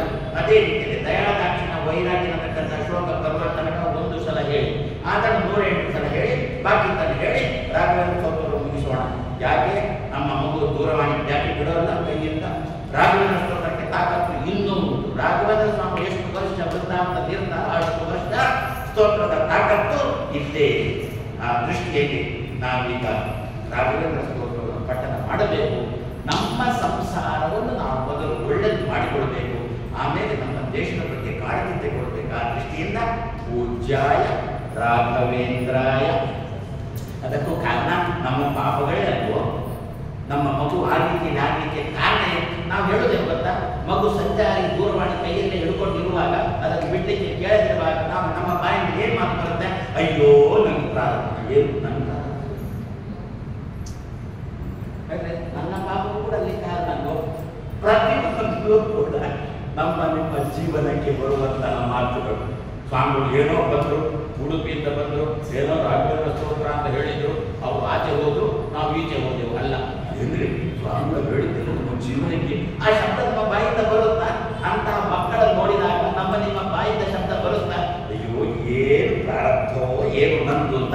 ಹಾಗಾದ್ರೆ ಆ ಪ್ರಾರಬ್ಧವನ್ನು ಕಳ್ಕೊಳ್ಬೇಕು ಅಂತಾದ್ರೆ ರಾಘವೇಂದ್ರ, ಅಘವೇಂದ್ರ ರಾಘವೇಂದ್ರ ಅಂತ ಹೇಳಿಕೊಂಡು ಎರಡೂ ರೀತಿಯ ಅದರದ್ದು ಪಾಪ ಉಂಟು, ನಮ್ಮದು ಪಾಪ ಉಂಟು. ಎರಡೂ ರೀತಿಯ ಅಘ ಮತ್ತೆ ವೇ ಎರಡೂ ರೀತಿಯ ಪಾಪಗಳನ್ನು ಓಡಿಸುವುದಕ್ಕೋಸ್ಕರ ರಾಘವೇಂದ್ರ ರಾಘವೇಂದ್ರ ರಾಘವೇಂದ್ರ ಇದನ್ನು ಯಾರು ಕೊಟ್ಟರು ಗೊತ್ತಾ? ಈ ರೀತಿಯಲ್ಲಿ ಶಬ್ದವನ್ನು ಬಿಡಿಸಿ ಬಿಡಿಸಿ ಬಿಡಿಸಿ ಬಿಡಿಸಿ ಅರ್ಥ ಮಾಡಬೇಕು ಅಂತ ಸಮಾಜಕ್ಕೆ ಕೊಟ್ಟವರೇ ಆಚಾರ್ಯರು. ಬೇರೆ ಯಾವ ಆಚಾರ್ಯರು ಕೂಡ ಕೊಟ್ಟಿಲ್ಲ. 21 ಆಚಾರ್ಯರು ಬರಲಿಲ್ಲ, ಅವರು ಶಬ್ದ ಕೊಟ್ಟರು, ಇದನ್ನು ಜಪ ಮಾಡುವಂತ ಅಷ್ಟೇ ಆಗಿದೆ. ಇದರ ಇದರ ಅರ್ಥ ಏನು ಶಬ್ದವನ್ನು ಓಡಿ ಆವಾಗ ನನಗೆ ಅದರದ್ದು ಹೊಸ ಹೊಸ ವಸ್ತು ಅರ್ಥ ಗೊತ್ತಾಗುತ್ತೆ. ಬೋಂಡ ಹಾಕಿದಾಗ ಎಲೆಗೆ ಊಟ ಮಾಡುವಾಗ ಬೋಂಡ ಬೋಂಡ ಗೊತ್ತುತ್ತಾ? ಬೋಂಡ ಹಾಕಿದಾಗ ತುಳುಕು ಅಂತ ನುಂಗಬೇಡ, ಅದನ್ನು ತುಂಡು ತುಂಡು ತುಂಡು ಮಾಡ್ತೀವಿ. ಹೌದು, ಸ್ವಲ್ಪ ನೀವು ತುಂಡು ತುಂಡು ಮಾಡ್ತಿರುವಾಗ ಕೂಡಲೇ ಇನ್ನೂ ಬೇಕಾ ಅಂತ ಕೇಳಿಕೊಂಡು ಬಂದಾಗ ಏನೇನಿದ್ರು ಹಾಕುವುದಿಲ್ಲ, ಮುಂಚೆ ಹೋಗ್ತಾರೆ. ಹೌದು, ಅದರಿಂದ ಅವರು ಬರೋದ್ರೊಳಗೆ ತಿನ್ನಬೇಕು, ಇಡೀ ನುಂಗಬೇಡ, ತುಂಡು ತುಂಡು ಮಾಡಿ ತುಂಡು ತುಂಡು ಮಾಡಿ ತಿಂದಾಗ ಮಾತ್ರ ಅದರಿಂದ ಕಡಲೆಬೇಳೆ, ಬಟಾಟೆ, ಕರಿಬೇವು ಸೊಪ್ಪು, ಉಪ್ಪು, ಒಗ್ಗರಣೆ, ಎಣ್ಣೆ, ಆಮೇಲೆ ಕಡಲೆ ಹಿಟ್ಟು ಎಲ್ಲ ರುಚಿ ಗೊತ್ತಾಗುತ್ತಲ್ಲ. ಇಡೀ ನುಗ್ಗಿಬಿಟ್ರೆ ಕಣ್ಣು ಸುಡುತ್ತೆ, ಒಳಗೆ ಇಳಿಯುವುದೂ ಇಲ್ಲ, ರುಚಿಯೂ ಗೊತ್ತಾಗಿಲ್ಲ. ಆದ್ದರಿಂದ ಪ್ರತಿಯೊಂದನ್ನು ಕೂಡ ತುಂಡು ತುಂಡು ಮಾಡಿ ಅನುಭವಿಸುವಂತ ಸಮಾಧಿಗೆ ಕೊಟ್ಟವರೇ ಆಚಾರ್ಯರು. ಸದ್ಯಕ್ಕೆ ನಮ್ಮ ಇದರಲ್ಲಿ ನಮಗೆ ಬೇಕಾದದ್ದು ರ ಅಘ ವೇಂ ದ್ರ ಅಂತ ಹೇಳಿಕೊಂಡು ಈ ರೀತಿಯ ಅರ್ಥಾನುಸಂಧಾನ ಮಾಡಿಕೊಂಡು ಪ್ರತಿನಿತ್ಯ ಪಾರಾಯಣ ಮಾಡೋಣ. ಪೂಜ್ಯಾಯ ಇಂತಹ ಗುರುಗಳು ನಮಗೆ ಅನುಗ್ರಹ ಮಾಡಿದಾಗ ಏನಾಗ್ತಾರೆ ಜೀವನದಲ್ಲಿ? ಪೂಜ್ಯವೇ. ಪೂಜ್ಯ ಶಬ್ದಕ್ಕೆ ಅರ್ಥ ಏನು ಗೊತ್ತಾ? ಪೂರ್ಣರೇ. ಆದ್ರಿಂದ ರಾಘವೇಂದ್ರ ಸ್ತೋತ್ರ ಆರಂಭ ಆಗುವುದೇ ಶ್ರೀ ಪೂರ್ಣ ಬೋಧ ಗುರುತೀರ್ಥ ಪಯೋಕ್ತಿ ಮಾರಾಂತ ಪೂರ್ಣ ಬೋಧ. ಆ ರಾಯರ ಸ್ತೋತ್ರದಲ್ಲಿ ಆರಂಭದಲ್ಲಿ ಇರುವುದು ಕೂಡ ನಾವು ನಿತ್ಯ ಹೇಳ್ತಕ್ಕಂಥ ಆರಂಭದಲ್ಲೂ ಕೂಡ ಪೂಜ್ಯಾಯ. ಪೂಜ್ಯ ಶಬ್ದಕ್ಕೆ ಗೌರವಕ್ಕೆ ಯೋಗ್ಯರೇ. ಪೂಜ್ಯ ಅಂತ ಇನ್ನೊಂದು ಯಾವುದಕ್ಕೆ ಹೆಸರು ಗೊತ್ತಾ? ಈಗಿನ ಕಾಲದಲ್ಲಿ ಪ್ರಾಯ ಅದೆಲ್ಲ ಚಾಲ್ತಿಯಲ್ಲಿಲ್ಲ ಕಾಣುತ್ತೆ. ಸೊನ್ನೆಗೆ ಒಂದು ಇನ್ನೊಂದು ಹೆಸರು ಉಂಟು, ಪೂಜ್ಯ ಅಂತ. ಸೊನ್ನೆಗೆ ಇನ್ನೊಂದು ಹೆಸರು ಉಂಟು. ಅದೇ ಯಾಕೆ ಸೊನ್ನೆಗೆ ಪೂಜ್ಯ ಅಂತ ಹೆಸರು? ಅಂದರೆ ಉಪನ್ಯಾಸ ಕೇಳಿದ ಮೇಲೆ ಯಾರು ಸೊನ್ನೆ ಅಂತ ಶಾಲೆಯಲ್ಲಿ ಮಗುವಿಗೆ ಪ್ರತಿಯೊಂದು ಸಬ್ಜೆಕ್ಟ್ ಅಲ್ಲಿಯೂ ಕೂಡ ಸೊನ್ನೆ ಬಂದರೆ ಪೂಜ್ಯರು. ಯಾಕೆ ಬರ್ತಾರೆ ಸೊನ್ನೆ? ಅದು ಸೋನಾ ಹೋಗಿ ಸೊನ್ನೆ ಅನ್ನದ್ದು. ಸೋನಾ ಅಂದ್ರೆ ಹಿಂದಿಯಲ್ಲಿ ಚಿನ್ನ. ಯಾಕೆ ಅದಕ್ಕೆ ಸೋನಾ ಅಂತ ಹೆಸರು ಬಂತು? ಯಾಕೆ ಅದು ಪೂಜ್ಯ ಅಂತ ಆಯ್ತು ಅಂತಂದ್ರೆ ಎಲ್ಲಿಂದ ಆರಂಭ ಆಗಿದೋ ಅಲ್ಲೇ ಕೊನೆಗೊಳ್ಳುತ್ತೆ. ಆದ್ದರಿಂದ ಅದು ಪೂಜ್ಯ. ನಮ್ಮಲ್ಲಿ ಕೆಲವು ಉಪನ್ಯಾಸಕರಿರ್ತಾರೆ, ಉಪನ್ಯಾಸ ಶುರು ಮಾಡಿದ್ರು, ಒಂದು ವಿಷಯ ಹೇಳುವಾಗ ಮತ್ತೊಂದು ನೆನಪಾಯಿತು, ಅದನ್ನು ಹೇಳಿದ್ರು, ಅದು ಹೇಳಿದಾಗ ಮತ್ತೊಂದು ನೆನಪಾಯಿತು, ಅದನ್ನು ಹೇಳಿದ್ರು, ಅದು ಹೇಳಿದಾಗ ಇನ್ನೊಂದು ನೆನಪಾಯಿತು, ಅದನ್ನು ಹೇಳಿದ್ರು, ಮತ್ತೊಂದು ನೆನಪಾಗಿಲ್ಲ. ಯಾಕೆ ಬಂದಿರುವುದು ಅದು ಉಪನ್ಯಾಸಕರು ಬದುಕಿದ್ದು ಯಾಕೆ ಗೊತ್ತಾ? ಶ್ರೋತೃಗಳಿಗೆ ಮೊದಲೇ ಗೊತ್ತಾಗಿಲ್ಲ ಏನು ಯಾಕೆ ಬಂದು ಮೊದಲೇ ಗೊತ್ತಾಗಿಲ್ಲ. ಅದರಿಂದ ಶ್ರೋತೃಗಳು ಬದುಕಿದ್ದು ಉಪನ್ಯಾಸಕರು ಬದುಕಿದ್ರು. ಯಾವುದಕ್ಕೆ ಆರಂಭ ಮಾಡ್ತಾರೆ, ಎಲ್ಲಿ ಆರಂಭ ಆಗ್ತಾರೆ ಅಲ್ಲೇ ಕೊಂಡೋಗಿ ನಿಲ್ಲಿಸಿದ್ರೆ ಅದೇ ಒಂದು ದೊಡ್ಡತನವನ್ನ ತಗೋ. ಅದೇ ರೀತಿ ಸೊನ್ನೆ ಮಾತ್ರ ಅಂತ ಎಲ್ಲಿಂದ ಆರಂಭ ಆಗುತ್ತೋ ಅಲ್ಲೇ ಕೊನೆಗೊಳ್ಳುತ್ತೆ. ಮತ್ತೆ ಯಾವುದೂ ಕೂಡ ಒಂದು ಮೇಲೆ ಆರಂಭ ಆಯಿತು ಕೆಳಗೆ ಬಂತು, ಎರಡು ಹೀಗೆ ಆರಂಭ ಆಯ್ತು ಇಲ್ಲಿ ಬಂತು, ಮೂರು ಹೀಗೆ ಆರಂಭ ಆಯ್ತು ಈಗ ಬಂತು. ಆಂಗ್ಲ ಭಾಷೆಗಳನ್ನು ನೋಡಿಬಿಟ್ಟು ಆಂಗ್ಲರಿಗೆ ತಲೆ ಕೂಡ ಇಲ್ಲ ಬಿಡಿ. ಹಾಗೆ ಬೇರೆ ಸೊನ್ನೆ ಬಿಟ್ಟು ಮತ್ತೆ ಅದು ಕನ್ನಡದಲ್ಲಿ ಆಗಲಿ, ಆಂಗ್ಲ ಭಾಷೆಯಲ್ಲಿ ಆಗಲಿ ಅಥವಾ ಸಂಸ್ಕೃತದ್ದೇ ಆಗಲಿ ಆರಂಭ ಆಗಿತ್ತು. ಗಣಿತಶಾಸ್ತ್ರಕ್ಕೆ ಸೊನ್ನೆಯನ್ನು ಒದಗಿಸಿಕೊಟ್ಟವರು ಭಾರತೀಯ ಋಷಿಗಳೇ ಬಂದು. ಆದ್ದರಿಂದ ಭಾರತ ದೇಶಕ್ಕೆ ಪೂಜ್ಯರು, ಇಡೀ ಪ್ರಪಂಚದಲ್ಲಿ ಭಾರತಕ್ಕೆ ಪೂಜ್ಯತೆಗೆ ಗಣಿತಶಾಸ್ತ್ರಕ್ಕೆ ಸೋನಾವನ್ನು ಕೊಟ್ಟವರು, ಸೊನ್ನೆಯನ್ನು ಕೊಟ್ಟವರು. ಅದರಿಂದ ಪೂಜ್ಯ ಅನ್ನಲು ರಾಘವೇಂದ್ರ ಸ್ವಾಮಿಗಳು ಹೇಗೆ ಎಲ್ಲಿಂದ ಆರಂಭ ಮಾಡಿದ್ದಾರೋ ಅಲ್ಲೇ ಕೊನೆಗೊಳಿಸುತ್ತಾರೆ. ಒಬ್ಬ ವ್ಯಕ್ತಿಯನ್ನು ಉದ್ಧಾರ ಮಾಡಲಿಕ್ಕಾಗುವ ಎಲ್ಲಿಂದ ಆರಂಭ ಮಾಡ್ತಾರೋ ಅಲ್ಲೇ ಕೊನೆಗೊಳಿಸುತ್ತಾರೆ ಅವನನ್ನು. ಎಲ್ಲಿಂದ ಅವನನ್ನು ಕರ್ಕೊಂಡು ಬರ್ತಾರೋ ಅಲ್ಲಿಗೆ ತಲುಪಿಸ್ತಾರೆ. ಎಲ್ಲಿಂದ ಕರ್ಕೊಂಡು ಬರ್ತಾರೆ? ಭಗವಂತನ ಬಳಿಯಿಂದ ಕರ್ಕೊಂಡು ಬರ್ತಾರೆ. ದೇವರ ವಿಷಯ ನಮಗೆ ತುಂಬಿಸಿ ದೇವರ ಬಳಿಗೆ ಕಳಿಸಿಕೊಡ್ತಾರೆ. ದುರ್ಯೋಧನಾಥಗಳು ದೇವರ ಹೊಟ್ಟೆಯಿಂದಲೇ ಬಂದವರು, ಆದರೆ ದೇವರ ಹೊಟ್ಟೆಗೆ ಹೋಗಲ್ಲ, ಅನ್ನದ ಮನಸ್ಸಿಗೆ ಹೋಗ್ತಾರೆ. ಹಾಗಾದ್ರೆ ದೇವರ ಹೊಟ್ಟೆಯಿಂದ ಬಂದು ದೇವರ ಹೊಟ್ಟೆಗೆ ಹೋಗಿಸ್ತಕ್ಕಂಥ ಕೆಲಸ ಮಾಡುವವರು ರಾಘವೇಂದ್ರ ಸ್ವಾಮಿಗಳು. ಎಲ್ಲಿಂದ ಆರಂಭ ಮಾಡಿದ್ದಾರೋ ಅಲ್ಲೇ ಕೊನೆಗೊಳಿಸುವವರು ರಾಘವೇಂದ್ರ ಸ್ವಾಮಿಗಳು. ಆದ್ದರಿಂದ ರಾಘವೇಂದ್ರ ಸ್ವಾಮಿಗಳು ಉಪಾಸನೆ ಮಾಡುವಾಗ ಪೂಜ್ಯಾಯ ನನ್ನನ್ನು ಎಲ್ಲಿಂದ ಕರ್ಕೊಂಡು ಬಂದಿದ್ದೀರೋ ರಾಯರೇ ಅಲ್ಲಿಗೆ ನನ್ನನ್ನು ತಲುಪಿಸಿ. ಮನೆಗೆ ಇನ್ನು ಹೋಗೋಲ್ಲ ಅಂತ ಮನೆಯಿಂದ ಹೊರಟು ಬಂದವ. ನಾನು ನಮ್ಮ ದೈನಂದಿನ ಜೀವನದ ಬಗ್ಗೆನೇ ಹೇಳ್ತೇನೆ. ನಮಗೆ ಆಧ್ಯಾತ್ಮಿಕ ಸ್ವಲ್ಪ ಇನ್ನೂ ದೂರ ಉಂಟು. ಆಧ್ಯಾತ್ಮಿಕ ಪ್ರವೇಶ ಮಾಡಲಿಕ್ಕೆ ಇನ್ನೂ ನಮಗೆ ಗುರುಗಳು ಯಾವಂತೆ ಗೊತ್ತಾಗಿಲ್ಲ. ಆದರೆ ಸದ್ಯ ಈಗ ನಮ್ಮ ಸಂಸಾರಿತನೆಲ್ಲ ಸರಿ ಮಾಡಿಕೊಂಡು ಆಮೇಲೆ ದೇವರ ಬಗ್ಗೆ ಅಂತ ಕೇಳ್ತೇನೆ. ಮನೆಗೆ ಬರುವುದಿಲ್ಲ ಅಂತ ಮನೆಯಿಂದ ಹೊರಟಿದ್ದೇನೆ. ಹೌದಾ? ಇಂಥವ್ರು ತುಂಬ ಇರ್ತಾರ? ಯಾಕೆ ಅಷ್ಟು ಜಗಳ ಆಗಿದೆ ಮನೆಯಲ್ಲಿ. ಇನ್ನು ಮನೆಗೆ ಬರೋದನ್ನ ಅಂತ ಮನೆಯಿಂದ ಹೊರಟಿದ್ದಾರೆ. ಆದರೂ ಹೊಟ್ಟೆ ಹಸಿದಿದೆ. ಎಲ್ಲಿ ಸಿಕ್ಕಿತು? ಮಠ ಸಿಕ್ಕಿತು. ಮಠಕ್ಕೆ ಬಂದ, ರಾಯರಿಗೆ ಗಿರಿಕೆ ಹೊಡೆದ, ರಾಯರಿಗೆ ಪ್ರದಕ್ಷಿಣೆ ಬಂದ. ತಲೆಯಲ್ಲಿ ಏನಿರುತ್ತೆ ಗೊತ್ತಾ? ವಿಶ್ರಾಂತದಲ್ಲಿ ಏನೋ ಸಿಟ್ಟು ಬಂದಾಗ ಹೇಳಿದ್ದ ಮನೆಗೆ ಬರುವುದಿಲ್ಲ ಅಂತ ಹೇಳಿಕೊಂಡು ಇಲ್ಲಿ ಬಂದು ಪ್ರದಕ್ಷಿಣೆ ನಮಸ್ಕಾರ ಆದ್ಮೇಲೆ ಅವನಿಗೆ ಸ್ವಲ್ಪ ತೋರಿತು ಮನೆಗೆ ಹೋಗಬೇಕು. ಆವಾಗ ರಾಯರು ಹೇಳೋಣ, ನೀವು ಪೂಜ್ಯರು, ನೀವು ಪೂಜ್ಯರು, ನೀವು ಪೂಜ್ಯರು, ನನ್ನ ಎಲ್ಲಿಂದ ಕರೆಸಿಕೊಂಡಿದ್ದೀರೋ ಅಲ್ಲಿಗೆ ನಾನು ಹೊರತು ನಾನು ಮನೆಗೆ ಹೋದಾಗ ಹೋಗಬೇಕು ಅಂತ ಆಸೆ ಇದೆ. ಮನೆಗೆ ಹೋದಾಗ ಯಾಕೆ ಬಂದಿದ್ದು ಬಾಗಿಲು ಹಾಕತಕ್ಕಂಥ ಪ್ರಸಂಗ ಭಾರತದಲ್ಲಿ ಬನ್ನಿ ಅಂತ ಹೇಳಿಕೊಂಡು ನಾನು ಸ್ವಾಗತ ಮಾಡತಕ್ಕಂಥ ಪ್ರಸಂಗವನ್ನು ಒದಗಿಸಿಕೊಡಬೇಕಾದವರು ರಾಘವೇಂದ್ರ ಸ್ವಾಮಿ. ಎಲ್ಲಿಂದ ಬಂದದ್ದು? ಭಗವಂತನ ಬಳಿಯಿಂದ ಬಂದದ್ದು. ಎಲ್ಲಿಂದ ಬಂದದ್ದು? ಒಳ್ಳೆಯ ವಂಶದಿಂದ ಬಂದದ್ದು. ಆದರೆ ಎಲ್ಲಿಗೆ ಹೋಗಲಿಕ್ಕೆ ಬಿಡಲಿಲ್ಲ, ನರಕಕ್ಕೆ ಹೋಗಲಿಕ್ಕೆ ಬಿಡಲಿಲ್ಲ. ಯಾರನ್ನೋ ಕೈ ಹಿಡಿದ ತನ್ನ ಹೆಂಡತಿ. ಒಳ್ಳೆಯ ವಂಶದವಳಲ್ವ ಆ ಹುಡುಗಿ. ರಾಯರ ಕೈ ಹಿಡಿಬೇಕು ಅಂತಂದ್ರೆ ವಂಶ ಅಷ್ಟು ಒಳ್ಳೆದಿರ್ಬೇಕಲ್ಲ. ತಾಮಂತೆ ಸುಧೀಂದ್ರ ತೀರ್ಥರು ಹೇಳಿದಾಗ ಸನ್ಯಾಸ ತಗೊಳ್ತೇನೆ ಬಂದಾಗ ಹೆಂಡತಿ ಮಾಡಿದ್ದೇನು? ಆತ್ಮಹತ್ಯೆ ಮಾಡಿಕೊಂಡರು. ಹೆಂಡತಿ ಮಾಡಿದ್ದೇನು? ಬಾವಿಗೆ ಹಾಕಿ ಆತ್ಮಹತ್ಯೆ ಮಾಡಿಕೊಂಡ್ರೆ ಅದಕ್ಕೆ ಪ್ರಾಯಶ್ಚಿತ್ತ ಉಂಟಾ? ಸದ್ಗತಿ ಉಂಟಾ? ನಮ್ಮಲ್ಲಿ ಪಿತೃಪಕ್ಷದಲ್ಲಿ ಒಂದು ದಿವಸ ಯಾರಿಗೋಸ್ಕರ ಹೇಳಿ ಅದಕ್ಕೆ ಘಾತಕ ಚತುರ್ದಶಿ ಅಲ್ವೋ? ಯಾಕೆ ಘಾತಕ ಚತುರ್ದಶಿ ಅಂತ? ನೀರಿಗೆ ಬಿದ್ದು ವಿಷ ತೆಗೆದುಕೊಂಡು ನೇಣು ಹಾಕಿಕೊಂಡು ಅಥವಾ ಇನ್ನೊಬ್ಬರ ಗಾಡಿಯ ಅಪಘಾತದಲ್ಲೋ ಇನ್ನೊಬ್ಬರ ತಿವಿತಕ್ಕೆ ಒಳಗಾಗಿ ಯಾರು ಸತ್ತಿರ್ತಾರೆ ಅವರಿಗೆ ಒಂದು ದಿವಸ ಘಾತಕ ಚತುರ್ದಶಿ ಅಂತಲ್ವೋ? ದುರ್ಮರಣ ಸುತರಾಂ ರೂಪದಲ್ಲೋ ನಮಗೆ ಜೀವನದಲ್ಲಿ ಸರಿಯಾದ ಮರಣ ಬೇಕಲ್ಲ. ದುರ್ಮರಣ ಆಯ್ತು ಅಂತಂದ್ರೆ ಹೋಗುವುದು ನರಕಕ್ಕೆ. ಇವಳು ಎಲ್ಲಿಂದ ಬಂದವಳು? ಒಳ್ಳೆಯ ವಂಶದಿಂದ ಬಂದವಳು ಹೆಂಡತಿ. ಆದರೆ ಏನ್ ಮಾಡಿಕೊಂಡು ಆತ್ಮಹತ್ಯೆ ಮಾಡಿಕೊಂಡು ಏನಾಗಬೇಕು? ದುರ್ಮರಣ ಆಗ್ತದೆ. ಏನಾಗಬೇಕು? ನರಕಕ್ಕೆ ಹೋಗಬೇಕು. ರಾಯರು ಏನ್ ಮಾಡಿದ್ರು? ತೀರ್ಥ ಪ್ರೋಕ್ಷಣೆ ಮಾಡಿ ನರಕಕ್ಕೆ ಹೋಗುವುದನ್ನು ತಪ್ಪಿಸಬೇಕು. ಆದ್ದರಿಂದ ರಾಯರು ಏನಾದರೂ ಪೂಜ್ಯಾಯ, ಎಲ್ಲಿಂದ ನಾವು ಬಂದಿರ್ತೇವೋ ಅಲ್ಲಿಗೆ ನಮ್ಮನ್ನು ಸೇರಿಸುವ. ನಮ್ಮ ಪ್ರಾರಂಭ ಕೆಟ್ಟದಿತ್ತು ಅಂತಂದ್ರೆ ನಾವು ಜೀವನದ ಒಮ್ಮೆ ಹೇಳುವುದಿಲ್ಲ, ಟರ್ನಿಂಗ್ ಪಾಯಿಂಟ್ ಅಂತ ಏನೋ ಇದೆಲ್ಲ ಹೇಳ್ತೀರಲ್ಲ ನಮ್ಮ ಜೀವನದಲ್ಲಿ ಒಳ್ಳೆ ರೀತಿಯಲ್ಲಿ ಇದ್ದೇವೆ. ಏನಾಯ್ತು ಅಂತ ಗೊತ್ತಿಲ್ಲ. ಮೊದಲ ವೈದಿಕದಲ್ಲಿ ಅಷ್ಟೂ ವೈದಿಕದಲ್ಲಿ ಇದ್ದ ಏನಾಯ್ತು ಅಂತ ಗೊತ್ತಿಲ್ಲ. ಜಪ ಇಲ್ಲ, ತಪ ಇಲ್ಲ. ಮೊದಲು ಗಂಟೆ ಜಪ ಮಾಡ್ತಾ ಇದ್ದವ. ಜಪ ತಪ ಎಂಥದ್ದು ಇಲ್ಲ. ಬಿಟ್ಟ ಏನು 8 ಗಂಟೆ ತನಕ ಮಲಗುವುದು, ಏನೇನೇನೋ ಮಾಡೋದು. ಅಯ್ಯೋ ದೇವರ ಏನಾಯ್ತಪ್ಪ ನನ್ನ ಮಗನಿಗೆ ಅಂತ ಕೊಬ್ಬೆ ಹೊಡಿತಾ ಇದ್ದಾರ. ಪೂಜ್ಯಾಯ ರಾಘವೇಂದ್ರ ಸ್ವಾಮಿಗಳು ಪೂಜ್ಯಾಯ ಅಂತ ಚಿಂತನೆ ಮಾಡೋದು. ಮೊದಲು ಎಲ್ಲಿದ್ನೋ ಅಲ್ಲಿಗೆ ಪುನಃ ತಂದು ನಿಲ್ಲಿಸ್ತಾರೆ. ಮೊದಲು ಒಳ್ಳೆಯ ವೈದಿಕತನದಲ್ಲಿ ಇದ್ದನ ಅಲ್ಲಿಗೆ ತಂದು ನಿಲ್ಲಿಸ್ತಾರೆ. ಅದಕ್ಕೋಸ್ಕರನೇ ಪ್ರತಿನಿತ್ಯ ನಾವು ಹೇಳತಕ್ಕಂಥ ಶ್ಲೋಕದಲ್ಲಿ ಆರಂಭ ಮಾಡಿದ್ದು ಪೂಜ್ಯಾಯ.